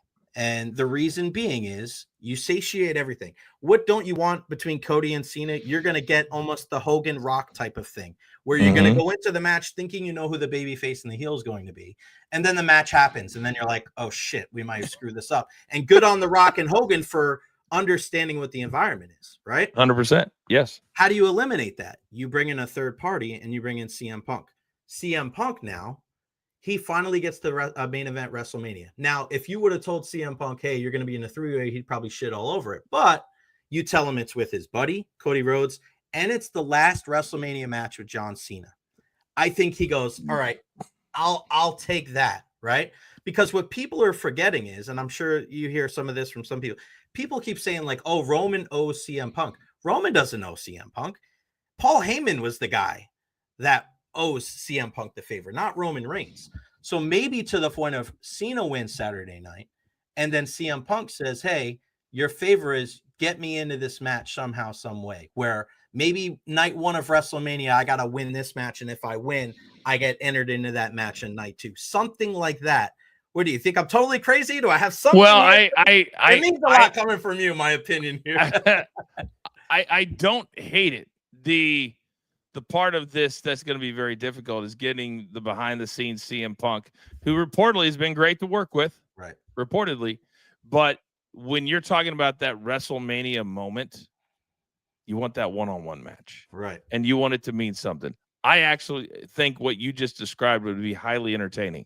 And you got some really good backstage segments with CM Punk and Paul. And Paul can be like, listen, I've got no stroke here. I'm the wise man with Roman. I don't know, Nick or Adam or, all this kind of stuff. You could be very entertaining.